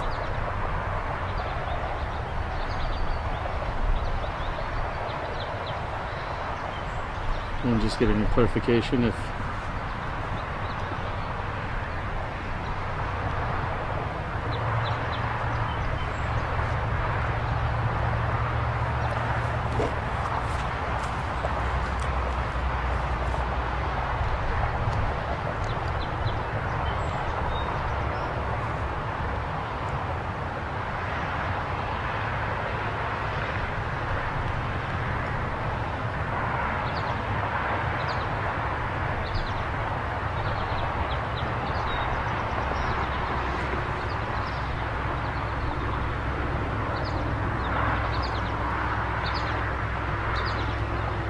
and a very nice little jump putt by Kaylee.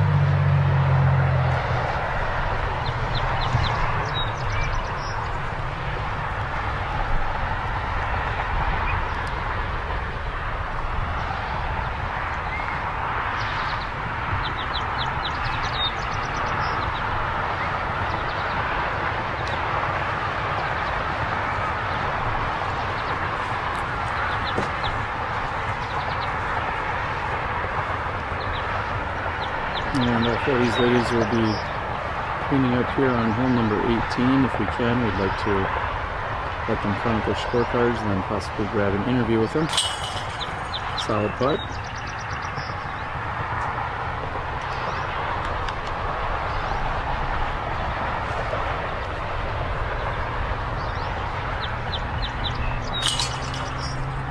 And no problems there.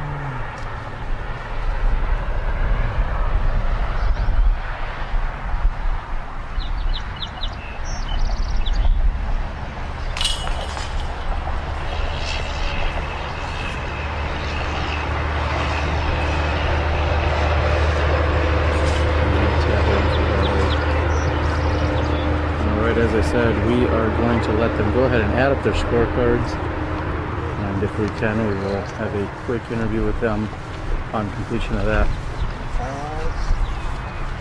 She would have had to beat me to get to the top.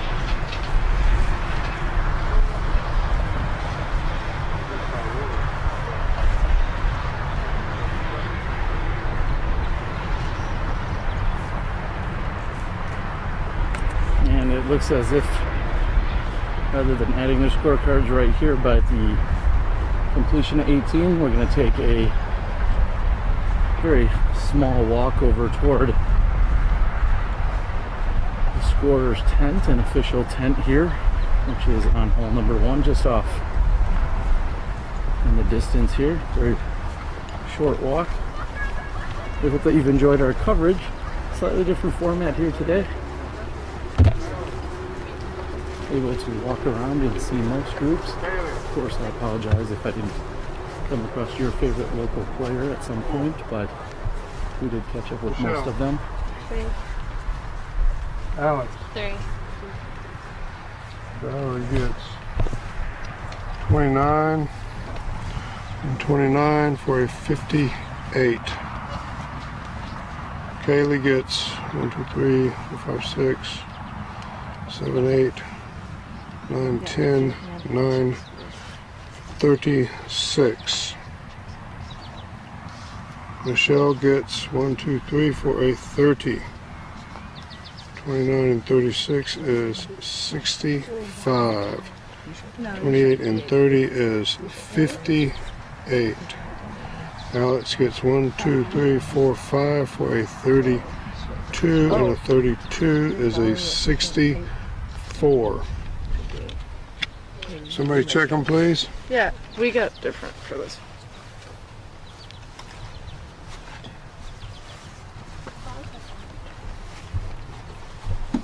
Is your sister 4 than me because she has a country? What? 6. Is she 4 than me because she has a country? 1, 2, 3, 4, 5, 6, 7, 8, 9, 10, 11, 6 over, which would be 60. 1, 2, 3, 4, 5, 6, 7, 8, 9, 10, 11, 10, 9, 8, 7, 6. 6 over is 60. That one says 50. Compare the holes. Did you keep your own score? Sorry. Because the live scoring is different than the card. Yes, bottom. 2, 2, 5, 6, 2. 4, 6, 2. 4, 3, 3, 3, 4, 4. Oh, the bottom one. 4, 3, 3, 3, 4. 4, 3, 3, 3. Okay, so these two are the same. So these two are the same. What's wrong with the live scoring? Will you read those out loud? Oh, this one says 6 instead of 7. So that would... Okay, yeah. So it's a 60, not a 58. It's a what? 60. 6 over par. 6 plus 54 is 60. We got these 29s. It looks like it's 31. Yeah. Okay. That's what I got too. Can't count. You got 31? You good with that? Yeah. All right. Let's try this eraser out. If it was an end of a pencil, I'd have an eraser. It does have an eraser. 31. Can you score with an end? 31. That's not right still. Somebody do it. And you should do it. You should check it though. Does Prodigy allow you to write with an end of a pencil? It's 60. That's not Prodigy or end of a pencil. And it really doesn't matter. Yeah. Get it on film. She wasn't. Right.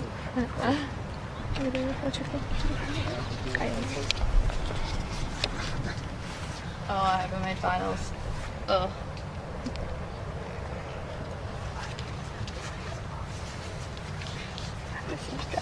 Yesterday was the opposite. Yesterday I was making just shadow cuts.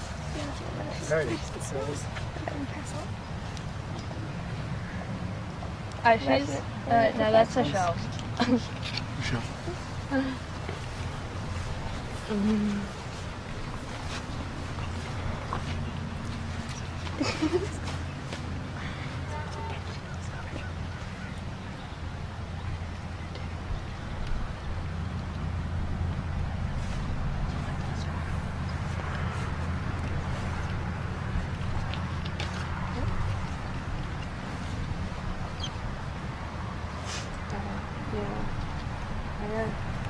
And they're checking out all the scorecards here.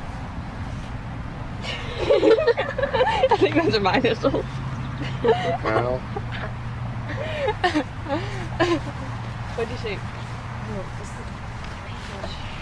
Wait, what number? What number?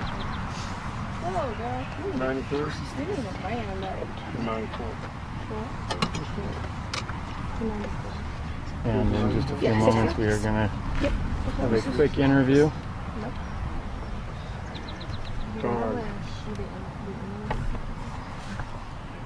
Well, No. oh, narts.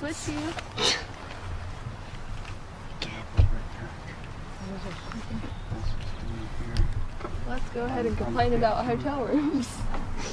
Because I got into finals. Love you too, Dad. Yeah.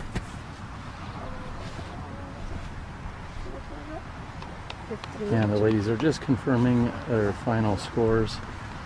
And in just a moment we're going to have a quick interview.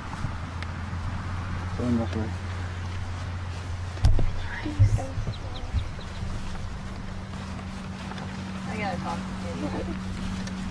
Valerie, can you do a quick interview? Yes. All right, could I?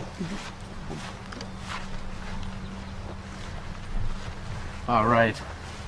Hello everyone, we have just wrapped up our round out here at Kenwood Red. I'm joined by our leader Valerie. How do you pronounce your last name? Mandujano? What she said. Speak up nice and loud so everyone at home can hear you. It's been a pretty exciting Worlds, and here you sit with how many holes left do you have to play? The final 9, and that's pretty much it. Just the final 9 at Como Park, and that's going to happen on Saturday, which is tomorrow. To everyone at home, what your Worlds experience has been like so far. I had a fun experience so far. I said I like it so far. Yeah, well, you're leading. Most people would like to be leading. Now, where are you from, and do you have any shout-outs you'd like to send anyone back home? I'm from San Antonio, Texas, and I would like to thank all the people that helped me get out here. That is awesome. Now, it seems like it's been pretty much a family ordeal to be out here for Worlds. Who do you have with you this week? My sister's playing, and my dad and mom came, and my brother.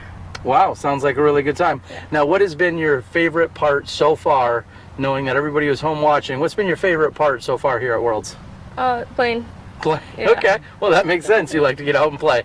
How did you shoot today, this morning's round versus this afternoon?